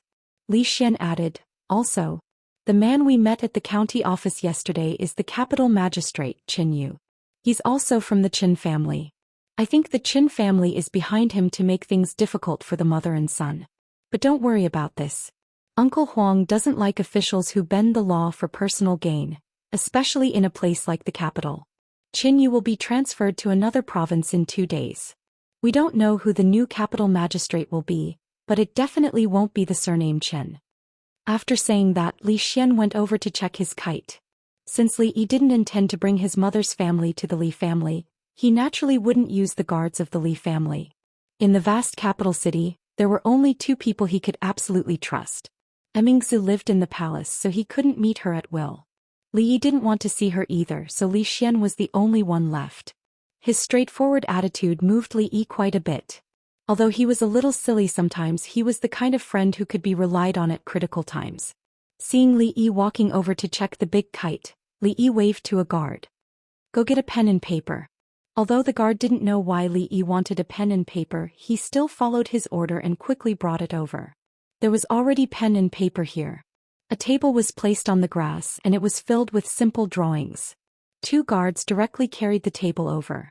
Li Yi picked up the pen and quickly sketched on a blank piece of paper. Soon, a bird-like object with long wings appeared on the paper. "What's this?" Li Xian walked over and asked with a puzzled look. "A glider." "A glider." Li Xian was still a bit puzzled. "It can enable your guards to fly higher and farther." Having got a simple shape, Li Yi started to mark the size. There were a few key parts that needed to be enlarged. Higher and farther. Hearing these words, Li Xian's eyes shone at once. On the top of a grassy slope not far away, the little fatty's eyes were full of admiration when he saw another person flying up with a big kite on his back. However, when he lowered his head and looked at his own body, his eyes dimmed. In a further place, a beautiful woman was standing on the bedside of a delicate attic. Hearing the cheers from the grassy slope, she lowered her head and added the last stroke to the picture on the table. In the picture, some weird kites were flying in the azure sky. You're tuning into the Zhou Xian's Legacy YouTube channel. Don't forget to subscribe and join us on this journey to catch the most captivating stories.